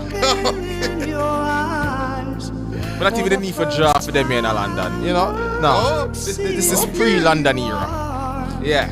So is there no Beatles or anything? No, remember, you know, Siobhan? From me a little boy, you know, me I grew up, from me a teenager, my mother used to play them songs here every Sunday morning, you know, when she a clean. So I know the whole of them. So when me as a young boy, you know, me I talk to a girl my age now, I'm say, you know them song, yeah? I'm a drop a tune. She's impressed. She don't know the song, I say listen to the words, man. Just listen to the words. Let's hear the words. Alright. And then she's like, wow. Nobody's ever told me this before. I'm just say, just relax. You get used to it. Yeah. Maisie McKenzie saying happy birthday to my daughter Sonia in the UK from Mom Maisie from the USA. Love you endlessly. Tanya said, well, shut up. Tanya, are you jealous because I'm not singing them to you? I'll sing them to Annie Smith though, but not to you, Tanya. Better read between the lines in case I need it when I'm older. That's it for the birthdays. Ready to King. The Birthday Club was brought to you by Burger King. Holla me, holla yo, holla way, follow me and holla for the new cheesy jalapeno whopper from BK. Hata afa we say new cheesy jalapeno whopper make we talk in a gypsy. Well a pot, me I forget the new BK cheesy jalapeno whopper. Whole heap of spicy jalapenos and creamy cheese sauce. Get the combo with fries and drinks for $1,350. Holla me, holla yo, holla way, follow me and holla for the new cheesy jalapeno whopper from BK. It's the new BK cheesy jalapeno whopper from Burger King.